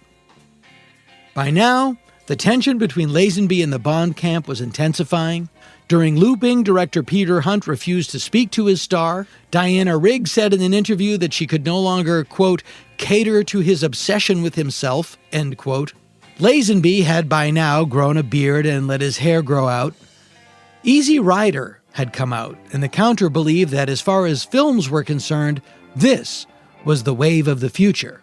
Someone had given Lazenby a cassette by the band Blood, Sweat and Tears. He gave it to Broccoli and Saltzman and said they should ditch the John Barry score and score the new Bond film with rock music by Blood, Sweat and Tears. They dismissed the idea, rightfully so, as being moronic, but to Lazenby it was just further proof that he was with it and happening. And they and James Bond were Squaresville, man. When he was asked by the producers to clean up for the premiere, shave, get his hair cut, and, show up looking like James Bond, he flatly refused. At the time of its release, On Her Majesty's Secret Service was a moderate success. Nothing on par with the previous Bond films, but it did turn a respectable profit. Had Lazenby stayed with the series and dedicated himself to his craft, who knows what would have happened. But eventually, it was George Lazenby who turned down James Bond, not vice versa. At the time, Lazenby's comment was, "Bond is a brute. I've already put him behind me. I will never play him again. Peace." That's the message now. Yeah, okay. That didn't last too long, did it? Well, life did go on for Lazenby. The European movies like Clint Eastwood was making never materialized. According to Lazenby, word got out that he was difficult. Gee, how'd that happen? He did become friends with Bruce Lee, and there was talk of them doing a movie together, but unfortunately Bruce Lee passed away. They were scheduled to have lunch the day before Lee died. Eventually, Lazenby moved to Los Angeles and made a fortune in real estate. So there you go. Ronan O'Reilly continued in his many pursuits, becoming involved with the spiritual leader Ram Dass and actively promoting the theory of loving awareness. He sadly passed away in 2020. It is good to know that among his many, many pursuits, an advice column was not one of them. And James Bond? I think they made a couple other movies.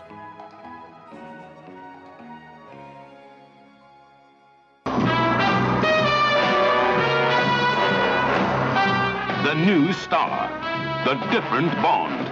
The name's Lazenby. George Lazenby. And he's got it made.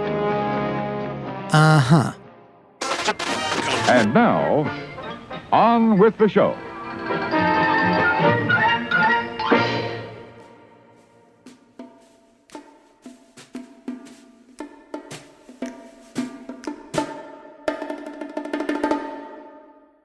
America's next door neighbor, Melanie Chartoff. Oh, what an interesting introduction. So here's the first question that I have for you. You worked in comedy in New York in the 70s and in LA in the late 70s, early 80s.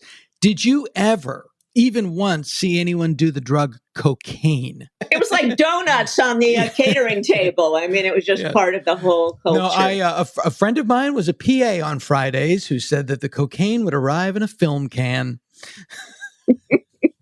Yes, and it was embedded in a lot of our writers who shall remain nameless. I think Jack Burns actually went on the air once with it under his nose, kind of wiping it off proudly, as though this was emblematic of his hipster cool. Yeah. Well, the show was Jack Burns, for those people who don't know, was originally started off in comedy in the late 60s. He was George Carlin's comedy partner. It was the comedy team of Burns and Carlin. And then George Carlin went off to become a solo performer, and Jack Burns had a great career. He replaced Jim Nabors on the Andy Griffith Show. He was partners with Avery Schreiber for years. Burns and Schreiber, they had a giant career. And then he became a very talented writer. Mike Scully, who's an incredibly talented comedy writer, he worshipped Jack Burns, and who we only recently lost. So I have a lot of respect for Jack Burns, although I never did have the pleasure of meeting him. But there's something in your book. You have a book out that's really fascinating, and it is called Odd Woman Out. Exposure and essays and story. Well, what's interesting about the book when you read it is like, oh no, you're actually a writer.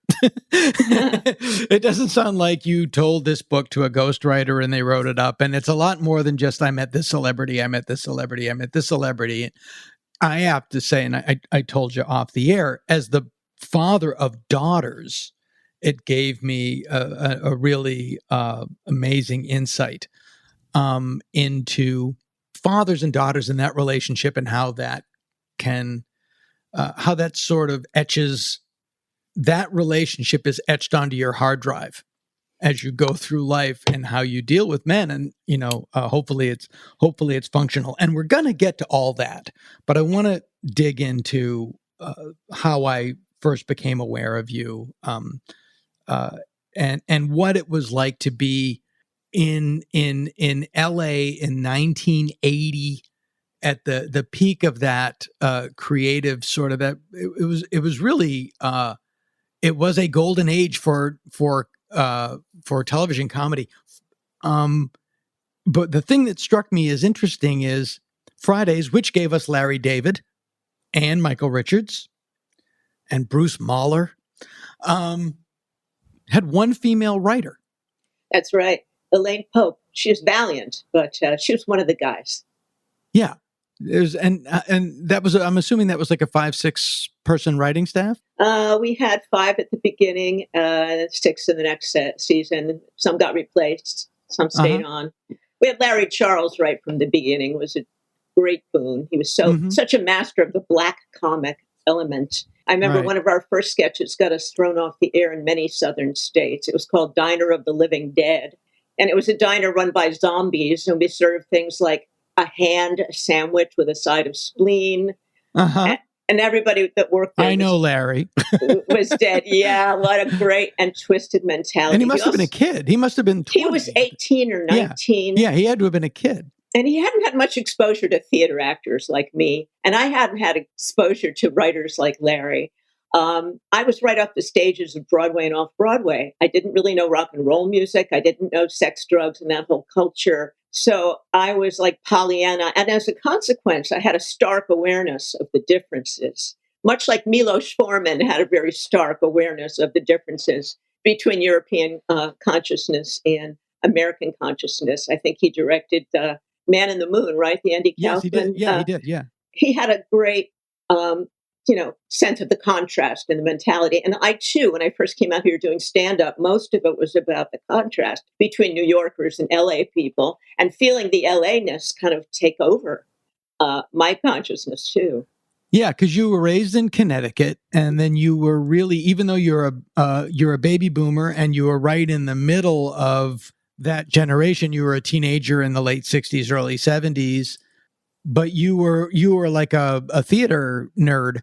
You didn't go to Woodstock. You didn't do any of that stuff. No, I was not cool. I was not that cool. My stand-up act consisted, it was like a musical theater act, really, like a musical review. I would do comedy characters, and I would write these offbeat songs, like someone singing a jazz song to her boyfriend's foot. I mean, they were very bizarre, offbeat things. I wasn't doing a 10-minute monology thing, for any of the talk shows. I just wasn't built for it. So when I came out here, I continued honing that act at the Improv Club and started watching what everyone was thinking and doing and getting my mind just blown by the different mentality. What year were you at the Improv in LA, and who are the comedians that you're seeing? Well, they blended together because a lot of the same people were working in New York and LA like I was. But I'd say I started coming out to do guest star things in the 76, 77 era. 78, I signed with William Morris, and I came out here for pilot season. And a lot of bell bottoms, a lot of sideburns. Yeah, a lot of hippie pretenses. Right. We looked like peaceniks, but we were really out to make a buck. I mean, it was very clear we were here to make money. We all wanted to get hired off the improv stage and be on comedy shows like our brethren had, like Freddie Prinze had, and so many others. Who are the people that you're on lineups with at the Improv? David Brenner and Freddie Prinze and Bette Midler in New York. So my act sort of fit in because I was a musical person as well. And was the sort of Seinfeld, Jay Leno class, was that around at that time? That was in that LA. Even before that? That was more in LA. Yeah. And Elaine Boosler was in New York and then also, like me, migrated to Los Angeles. Elaine Boosler was one of my favorites. She was a great writer. I was never able to really write a joke, Dana. It was kind of skill beyond my genetic pool. But when I came out here, of course, I had to go on after Robin Williams and slide around in his sweat, which was all over the stage, and collect his leftover laughs. I was never sure whether I was getting genuine laughs of my own or just after titters from Robin's act. And out here we had Charlie Flesher, who was doing harmonica, classical harmonica playing. And I just felt I fit in better here with the eclecticism here. I remember Stiller and Miri used to follow me out after my somewhat unsuccessful act and say, we don't know what you're doing, but it's very important that you keep doing this. You're kind of an ingenue, but then you're kind of edgy. So we're not sure. But keep going. It's going to be fine. And then I can actually hear Ann Mira telling. So, Michael Richards would occasionally stand up, and he was doing very physical, far out stuff. Andy Kaufman was out here as well, still honing his kind of performance art act. Now, weren't you very good friends with Andy Kaufman? I was on again, off again, as friendly as I could be with Andy. He was kind of very. Did you know him in New York and then LA? I did. When he first broke in the Mighty Mouse stuff, I was in the room. It was thrilling. Yeah. So you've seen Man in the Moon. I didn't actually, because I was supposed to be in it, and then they told Michael Richards and I that we would be played by other people because we were too old to play ourselves anymore. That was a weird thing in that movie, because like Larry King played himself and Danny DeVito played somebody else, and then somebody played Danny DeVito. And Caroline Ray played me. Yeah. I have to hand it to her. She did mention several times who she was playing when she was on talk shows during that time. Thank you, Caroline, wherever you are. She's in New York. She's in New York. Yeah, but so what? Yeah, but give us a little bit of insight, because he's definitely one of these people, and I have people like this in my life that you knew. Like for me, it would be Bill Hicks. This is somebody that you knew, who was a guy that you knew, and then they died and became this legendary, larger than life thing. When actually it's like, well, no, I knew him. He was a guy. He was a nice Jewish boy. He was a guy. A nice Jewish boy from Long Island with the usual neuroses. It seemed like he needed attention desperately, especially negative attention. So I found that fascinating, because I wanted everybody to like me.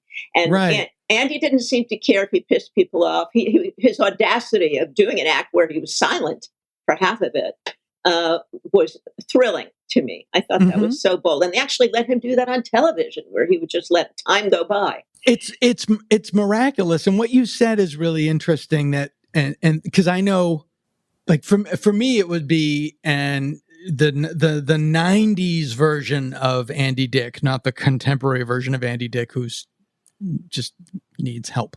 But in the 90s, Andy, and I would say this to him, it's like any attention is good attention. Like, getting handcuffed by a cop, or getting patted on the back by an audience member, or getting your neck broken by a wrestler. I mean, it's the same thing. It's all attention is good attention, right? And so that is what he had, and the fact that translated to an audience is impressive. Much less the fact that they let him do it on television. I don't know if that would work today. I'm not sure either. I'm not sure he'd get away with it.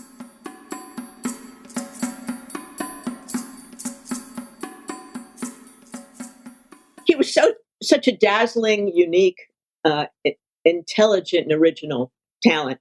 I loved him. I loved watching him, but I did not like working with him. I felt like he crapped on all the professional deportment and theatrical integrity that I had, and he was crapping on all our material. But Jack Burns and the crew. Well, that's because we should say, because he did host an episode of Fridays that was possibly the most famous episode of Fridays, because and as somebody who was watching it live at the time, it seemed, he went up and he basically bailed on a sketch in the middle of a sketch on live television. And we knew it was going to happen because there was no ending to that sketch. It was like we were rehearsing it all week and there was no ending. And I thought, well, this is suspicious. And then Jack Burns told the cast that was in that sketch just before we went on, he's going to blow out of the whole show. He's going to criticize us. He's going to, and just stay in character and go with it and improvise. And I was really pissed about this. Right. But I have to say, knowing that, really ballsy of Jack Burns to go along with that. I have a lot of respect for Jack Burns to go and because Andy had to have gone to him, and because was Jack the head writer? He was the exec producer. Yeah, we were all in on it. Yeah. But so in that respect, it is a bit of a cheat, but it was also a desperation for ratings, which I didn't really approve.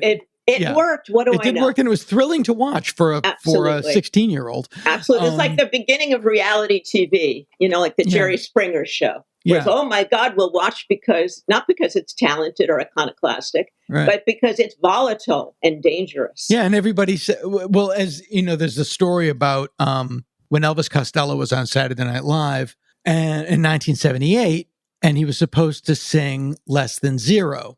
And they started Less Than Zero, and they stopped right at the beginning of the song and changed it and played Radio Radio instead, which was something that I guess Jimi Hendrix had done on a television show in London in the 60s, whatever it was. And he said, like, let's pull a Jimi Hendrix and we'll play Radio Radio. And he got famously banned from the show and everybody was angry. And his comment was, apparently it's not that live. And so that was the thing, is to watch it at the time. It was thrilling. Now there's no more, I think we're all desensitized to everything. I don't know, we're prepped for surgery at any random moment, to paraphrase Carrie Fisher. But at the time it was really electrifying to watch. But yeah, it was a stunt. It was planned. So you're on live television and something's going to happen, but you don't know what. Right. And behaviorally, we're all improvisers. You may even be scripted, but your behavior is completely fresh in the moment. So we all behaved as we would. Michael got very angry and threw the cue cards at Andy. I threw dinner rolls at him. I was trying to keep him in the sketch as my husband in the sketch. And then it got violent because the crew didn't know that this agreement had been made. And they jumped up on the stage. Their dander was up, and their faces were flooded red. And they pinned Andy to a wall, and it looked like Jack Burns was going to fight with him. And yeah, that's what I remember. It looked like Jack Burns was going to clock him. Right. Jack loved this. This was his moment in the sun, you understand. Yeah. Jack was like a Marine. He was like a caricature to me. Hello, Mel, go in there and knock him out now. I want you to take it on the front of the chin. Now, go on, Mel. I mean, he was like a satire. In real life, he was like a caricature of a caricature to me. Loved him, but he was so exaggerated as a human being. And I thought a lot of the acting in that scene was not great. But I fled for my life, which was what was true for me. I didn't like violence. I'd had too much of it in my home. Yeah. And so I just bolted. I just got the hell out of there. Yeah. I found that from, watching Andy Kaufman and Andy Dick, really anyone named Andy, Andy Kaufman, Andy Dick, and Andy Griffith, all three of them, it just made me nervous. Right. Which I know is, and I know that's the intention. And I'll know in my own act, I'll often take very long pauses. It's different when you're in control of it because you know how it ends. But it's like I have a hard time I have a hard time with, I don't enjoy it. I appreciate it, but I don't enjoy it. I'm like that with Borat. Like, right. And how about White Lotus? These are cringy shows. It's a new kind of comedy where they make you so uncomfortable that you almost can't laugh, any kind of like recognizable laugh from yesteryear. It's more like, oh my God, no, oh no. Yeah. So it's not my favorite. Mm-hmm. That was interesting. Andy, last question about Andy Kaufman. Did you see him become aware of what he was doing and it sort of became a shtick and he kind of knew he had to do it? There comes a point with, I look at it with punk bands. You have your first blush of iconoclastic success, and then it's show business, and then it's your shtick. It's what you do. You're just like Henny Youngman. You're just doing something different. Mm-hmm. I think he started to realize it was going negatively for him when he got cancer, oddly. And people thought it was a ruse. It was like the boy that cried wolf. Right, and I think he got very frightened. And of course, he went to the Philippines and had imaginary organs removed. And George Shapiro was a friend of mine, his manager. Yeah. And he said, Andy, he went to the Philippines and had imaginary organs removed? Yeah, they had one of those healers that kind of pulls a chicken liver out of your gut. Wet cotton balls. And I mean, I don't know if you knew that Andy was a transcendental meditator. He meditated twice a day. He was very desirous of being in that alternate state of mind, which seemed contrary to this performance persona. The Tony, what was that name? The name of that character? Yeah, I know who you're talking about. Yeah. It was played by Bob Samuda sometimes, or played by Andy sometimes. So we all got very preoccupied. Tony Clifton, who kind of, shanghaied the entire Taxi show. And that's kind of a famous incident like he did ours. And I think he got very frightened toward the end. He thought his notoriety was no longer pleasing to him. It was disgust rather than just look what he does now. It was kind of people getting disgusted and bored. Yeah, well, I remember when Jerry Lawler broke his neck on Letterman. I watched it, and I was just like, I was like, tell a joke.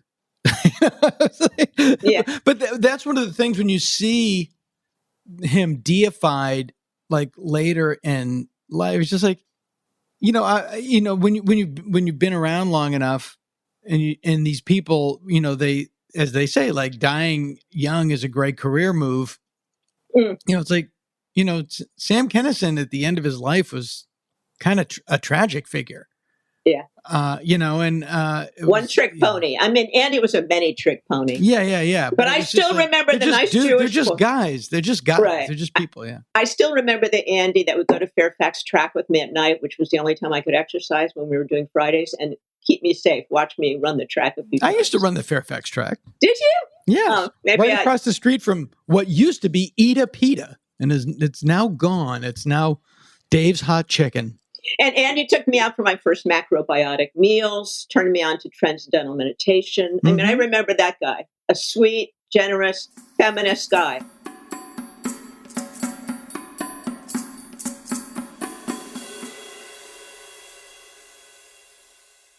No, yeah, I know. Robin was a friend of mine, and he, when the news that Andy died broke, a lot of people thought it was a gag. A lot of people just thought it was another stunt. Right. And Robin was like, no, he's dead. And he said, like, he was, but he said, like, for a long time, it's just been like, with the wrestling stuff, it was like, just come back to us, man. Really? We're your band. We're your friend. But anyway, not that you talked about, you didn't like violence because of your household growing up. Your father looms large in your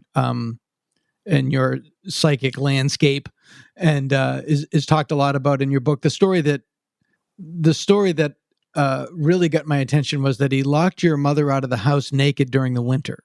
Yeah. Yeah, that was a funny night. I mean, it was funny. This is why, I was kind of obsessed with black comedy for a while. Our household was funny. My mother had disrobed and was shimmying naked in front of the television, so my father couldn't gamble on the sports scores. So she would do this, and she would sing Gilbert and Sullivan. It was quite hell's a poppin' at our household. Yeah. No, that was so you grew up in Connecticut. You're from Connecticut. New Haven. Yeah. New Haven, Connecticut. And this is in the 60s? Late 50s, late 50s. I was born in the early 50s, mid 50s. Yeah. Yeah, mid 50s. So it's not like your mom it's not like it was 1970 and your mom was a hippie and was walking around the house. Housewives didn't take off their clothes and dance in front of the television naked in the 50s. That wasn't a part of the American landscape. I loved it. I thought it was hilarious, but when he put her out in the snow, it wasn't that funny. But my father thought it was hilarious. And then he left her. How long was she out in the snow naked in the 50s? Just a few minutes. We let her in. Yeah. Still a lot. Yeah. She went out in the DeSoto, so she was, my mother had her wiles and golfs. I think there were other times when he put her outside with her clothes on, though. She called me to make me aware of that. My mother's 97. She's still with us. Oh, God love you. Yeah, my parents are still with us. And I said, don't read the book, Mom. But she did read that chapter. She said, he put me out sometimes in my clothes, too. I said, I'm sorry. I didn't think that was interesting enough to be in the book. Yeah, I know. It's got to make the book. Let me write the book. Write your own book, Mom, But you said something that really rung true. Yeah, my father, once we woke up in the morning, we didn't know where our mother was. And my mother, they had been out drinking, and my mother had fallen asleep in the car. So he just left her sleeping in the car. So my mother was asleep in the car in the driveway. Wow. Cars were sanctuaries. Yes. Fortunately, it was the 70s in a small town, so she was safe in the car. Good. She was kidnapped by bears. But you said something in the book that struck me as very fascinating, which was that dealing with your father prepared you for dealing in entertainment. And your job, it was in entertainment, but I think it would apply to any woman at that time in the professional world of how you had to deal with men where you want to assert yourself, but you have to protect their ego and cajole. I thought that was a very insightful observation. Yeah, it was we too, #we too, but we couldn't whine about it back then. There was just no one that was going to listen. So we had to learn to manipulate. we had to use our wiles and guiles and charms, and we had to feel sorry for the men and kind of protect them, their fragile egos. And meanwhile, find our way, find our own voices and get our voices heard. So it was kind of a juggling act for a number of years. I know that as long as I was the nice girl on Fridays and did everything I was told, all went well. But when I asked for more, or my agent asked for more, it could be awful for me, really awful. They made it very clear that I would be powerless. And, Bernie Brillstein, I don't know if you remember Bernie. Oh, sure. Yeah, he managed to... I think of Bernie every time I see a full velour tracksuit. Yeah, he wore them everywhere, even in Hawaii. That's called a full Brillstein. That really is. Really? Yeah, he's in a full Brillstein. Yeah. He was like my grandpa. He was like all the girls' grandpas. It was very kind of innocuous and sweet. But meanwhile, he was getting Michael all the material on the air. He was getting him more money. He really knew how to manage Michael. Right. So it was not a favored nation situation, as I later learned. Yeah. No, it was. There was that. It's hard to say. And it's, as a middle-aged white guy, I'm the last person anybody wants to hear talk about it. But there was a tokenism to like, well, she's okay. Yeah. Yeah. Well, she's all right. Right. And you could be one of the guys, it's like the highest compliment you would give a woman is, she's one of the guys. Like Shirley MacLaine with the Brat Pack, Right. But but it doesn't mean that, so she's not really a strong woman. She's kind of like a guy, so it's okay. Yeah, but she didn't, she wasn't sexy enough to be threatening. She always played her cuteness. And I think I did that too, because it was too scary if a woman really had power. So as long as we were cute and clever and made a nice trophy on the arm, it was just fine. Yeah. But when we started to assert ourselves and get aggressive, the lines were drawn. Yeah. And, it's interesting to see, we are at a point in our culture and in the world of such immense change and disruption. I thought it was interesting when Andrew Cuomo said the other day on the news that the line had been moved on him. The line of what was flirtation, what was assault, had suddenly been moved on him. He didn't notice. And women just started calling him on it. I thought, the poor Neanderthal man, he just never knew. He was not well brought up in his Italian household to know that what was assault and what was flirtation. What was appropriate and what was inappropriate. Yeah. Well, I have said things in writers' rooms that I wouldn't say today. I've said stuff on comedy specials that you wouldn't say today. But you have to read the room, and by the room I mean the world. The women as well as the men. Yeah, there's an element of a lack of awareness of it's just. I think it's a lack of empathy. Really, it's like I mean, in terms of like saying a crass joke in mixed company as opposed to violating someone's humanity. I don't see how I could ever think that would be okay. But there was a time when it was. I worry about comedy. I worry now. So many of the icons that we used to poke fun of have asserted themselves with Anti-Defamation League, clubs and stuff and laws and rules. And, I'm watching Dave Chappelle very closely. I'm sure we all are, because he could really go after, people that no longer will tolerate it. And, I think it's like anything else. It ebbs and it flows, and it'll, it's look. The only thing I can tell you is that everything is always going to be very different, and it's right now we're in an upheaval with everything. Everything.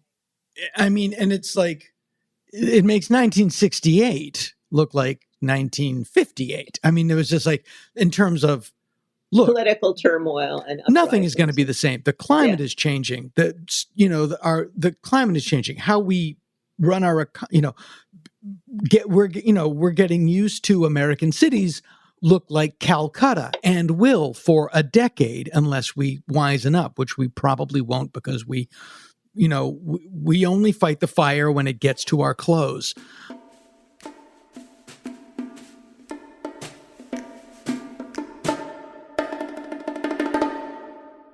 I think even more than Dave Chappelle, well, as much as Dave, I think that Curb does a lot of really interesting stuff that Larry, who you've known for decades, Yes, love it, is really good at. The problem is that people see Curb Your Enthusiasm and it's the people that don't realize that he knows that he's in the wrong. It's like people read What Makes Sammy Run and think that Sammy Glick is a hero. It's like, no, he's the villain. I heard Malcolm Gladwell talking about the Colbert Show when Colbert was playing that right-wing Republican character. Right. And it was apparently a double entendre because all us lefties loved it, thinking he was on our side, satirizing all those people. And all the people on the right thought he was their hero, the way he was skewering his left-wing guests. And I thought that's very interesting. We really have to be careful what we say with our satire. And at the end of the day, it doesn't do anything. Yeah. It doesn't change anything.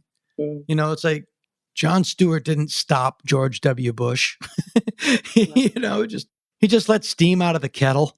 Yeah, we think we're going to change the world, but all we can do is call attention to what we point our fingers at. That's really all we can do. And vote. Yeah, right. Yeah. But I mean, in the world of comedy, we can distract people from the pain for a certain amount of time. I think that's our job. Yeah, I think, and I'm probably way too cynical. I mean, but you were. So did you get a sense of when you're working with Larry David? Did you ever imagine that he would go on to sort of redefine a large chunk of what America's view of as comedy in the late, I thought Larry 20th century? I thought Larry was brilliant and funny and dear. Loved him. He wasn't the kind of misanthropic prick that he is on the show. That kind of an exaggeration. But he's not in life either. No, he's a sweetie. And but I think his persona has been wonderful. It's become the new Mel Brooks, sort of, although he's not like that in real life. But Larry was so depressed that I just never would have thought he could have gotten beyond his own psychic damage to succeed and work with other people and become such a big player like he has. So it has been astonishing, and I'm really happy for him. On Fridays, he was a very gentlemanly, feminist kind of guy. He wrote a lot of good stuff for me. He wrote stuff for everybody. He was very Well, I think you'd have to be to play that character. Yeah. You'd have to know how that character is wrong. Yeah, it's social satire. To do it. Yeah. It is like Huckleberry Finn. It's like you have to know why you're wrong to write it. Right. Yeah. I find that really interesting. Also, that Larry needed Jerry Seinfeld almost as a Trojan horse. Yeah.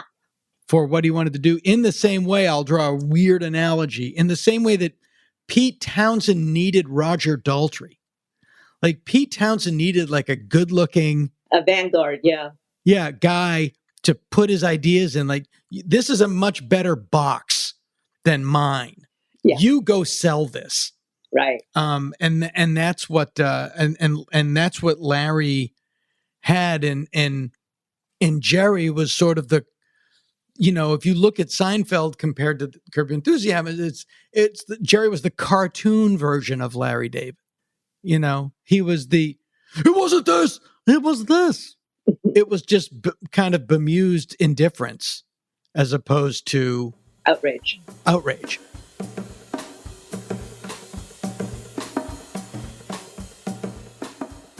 You left home very early over your father's protestations. He wanted you to work at Sears. You had bigger plans for yourself. Well, I started getting little jobs like at Yale University and with the New London Opera Company. And he wanted me to work at a job that would be stable and secure. I guess he was being a good daddy. He didn't see that I would support myself as a performer actor. So a lot of my success was to defy him. They say happiness is the best revenge. But for me, success was a big FU to Dad. And I think he didn't really notice me or respect me until I was on the tube. And then he took pictures of me on the tube and had those around the house or in his office. Sure.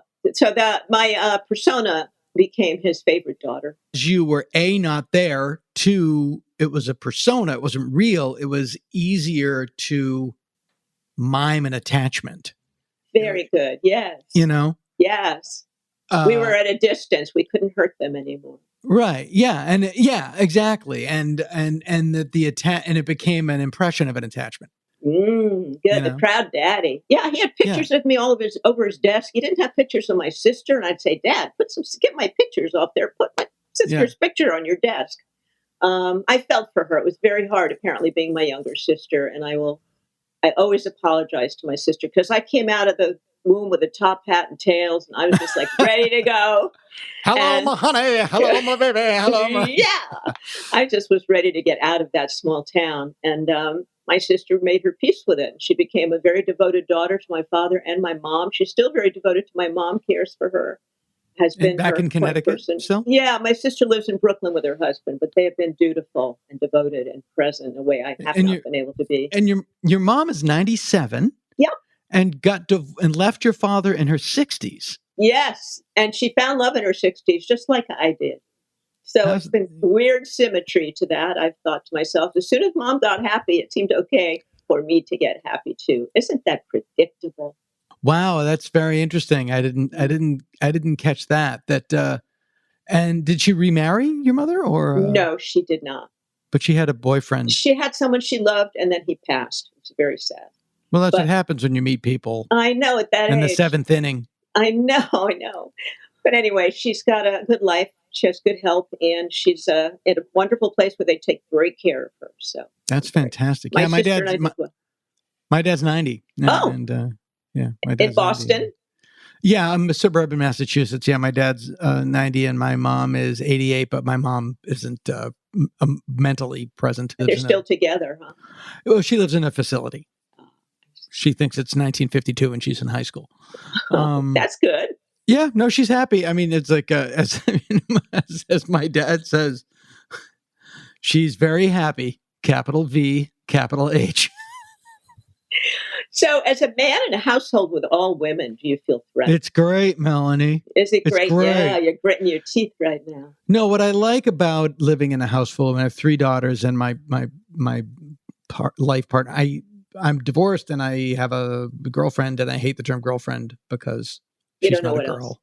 Well, she's a woman. A woman. But as I've said on stage, woman friend sounds like a nurse.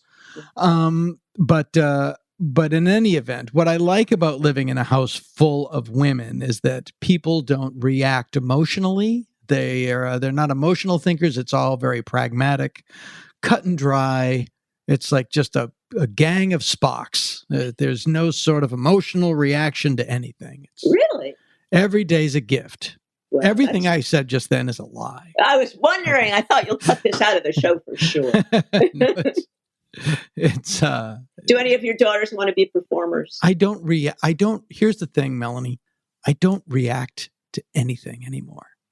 Just like, I just nod. And then maybe in 24 hours, I'll have a response that's more measured. No, none of my kids want to be performers. The girl's mom is a big executive, TV executive, and our middle daughter, I think, wants to follow her mom's footsteps. My eldest, great, she'll get you another series. Yeah, as my friend said, I have a series of disappointments. My oldest daughter is an microbiology, environmental ecology major. Her summer job has been driving DoorDash, which is interesting because it tells you that people are horrible. Most people are horrible. They don't tip. They don't say thank you. But the social contract has been torn up. I understand. And politeness is now like, it's not archaic. Yeah. And, people just, that's sad to see. But she'll do DoorDash and I'll just go with her and drive. And we just drive around LA for 3-4 hours and listen to the radio and crack each other up. It's the greatest.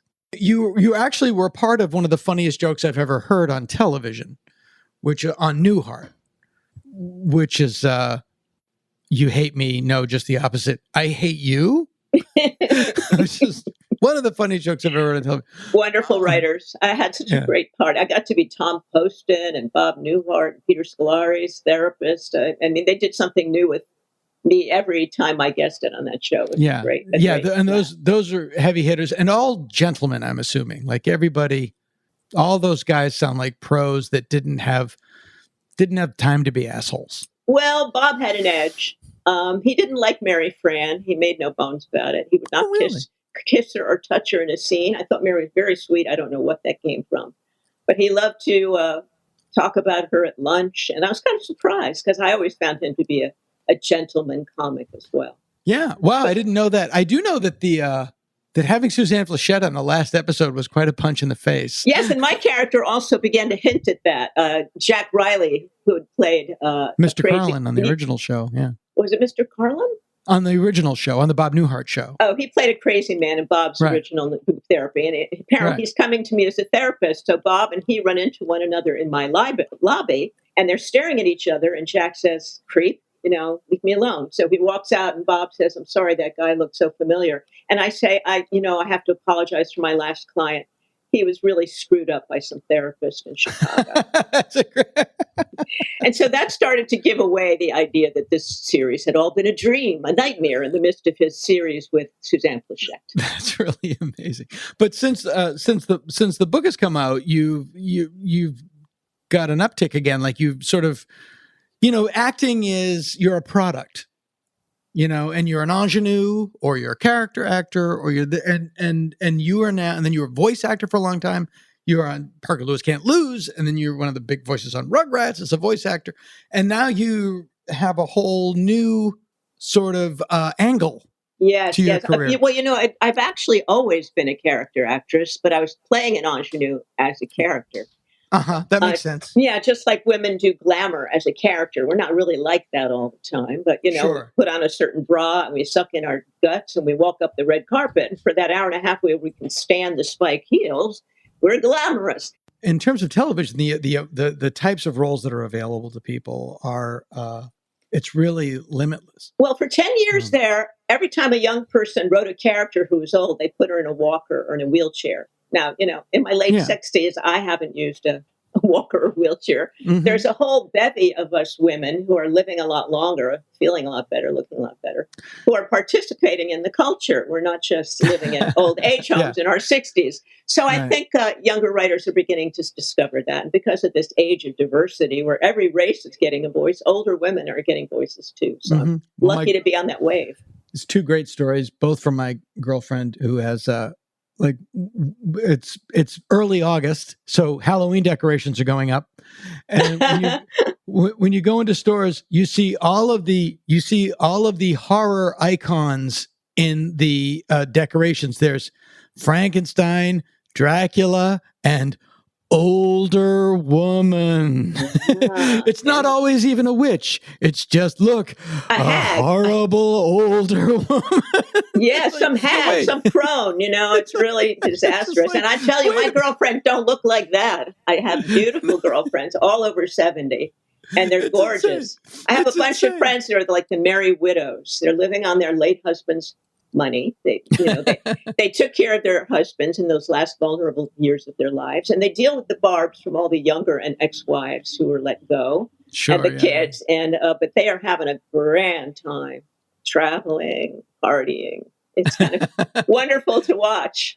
My girlfriend told another interesting story. She was she studied with Mike Nichols in New York when she was acting. She's no longer an actress. She works for a whiskey distillery, but she's a bootlegger. But she said there was an improvisation and acting class, and it was a guy and a girl. And Mike said, okay, give her a job and do a scene. And he said, hello, stripper. And he said, let me stop you right there. Let's do something else. Anyway, hi, Mom. Those are the only two things a woman can be. There was a time.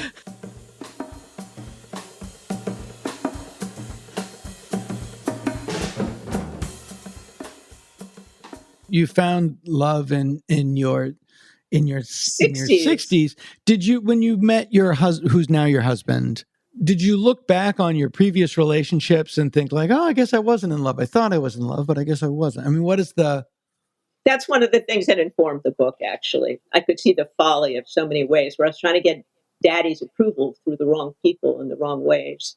Instead of looking for a nice feminist guy like I finally got, a guy who makes a living, a guy who is courtly and respects women. So, I saw how many mistakes I had made. Hormones for women, they just can't be argued with. There's a period where women are hormonal and that governs their choices, and it's really unfortunate. One of the interesting things is that I didn't marry and have children early. I didn't think I'd be a good mom because I didn't have a good role model. I didn't have any motherly instincts, but I developed these motherly instincts in the last couple of decades. And when I was marrying a man who had a daughter, I was so thrilled. I thought I could undo all my damage, with this young woman. But when I met Stan's daughter, she's so prefab, fully formed, fantastic. Yeah. I mean, how old was she when you met? 24, 25. Yeah, you're done. She's done. She's done.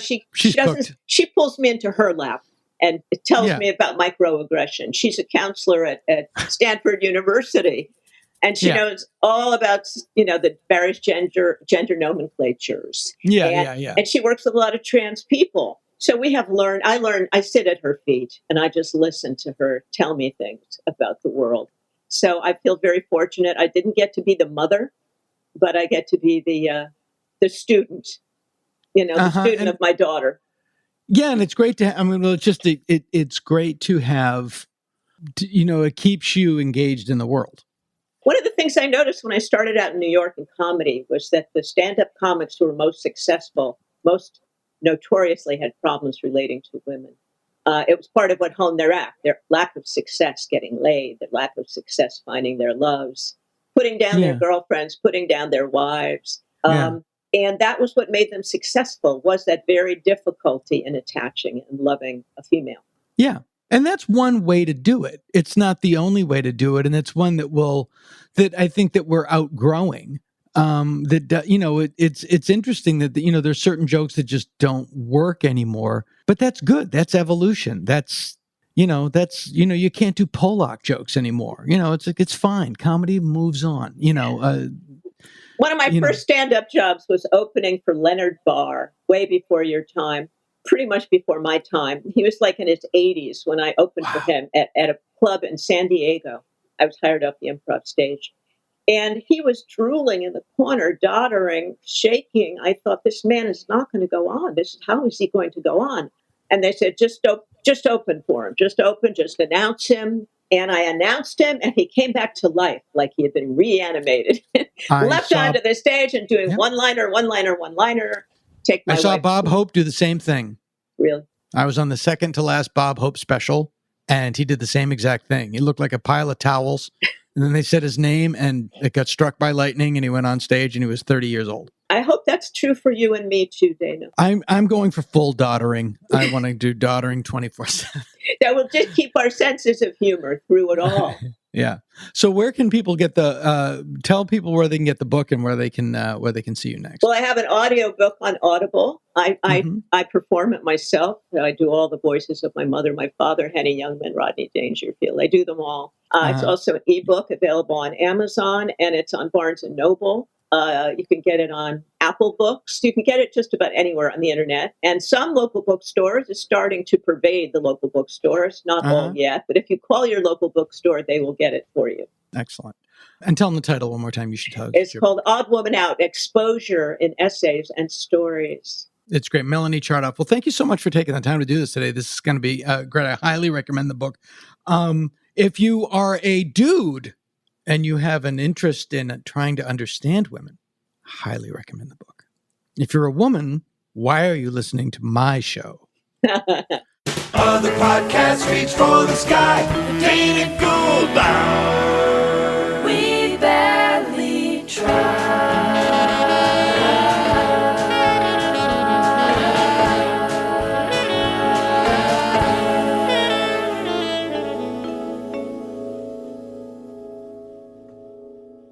This has been the Dana Gould Hour, brought to you by the Internet. Music by Andy Paley, with Jake Posner behind the board. Produced by Jeff Fox. Graphic design and web production by Spencer Hunt and Segan Friend. Sound editing and post-production by Jalinda Palmer and Joe Napolitano. Hey, if you like the show, why don't you drop us a line at show@danagould.com. Tom Kenny speaking. I'm a DJ, I'm a person, I'm a singer, I love to sing and DJ. Boom! Peace out. You want me? Peace out. Boom.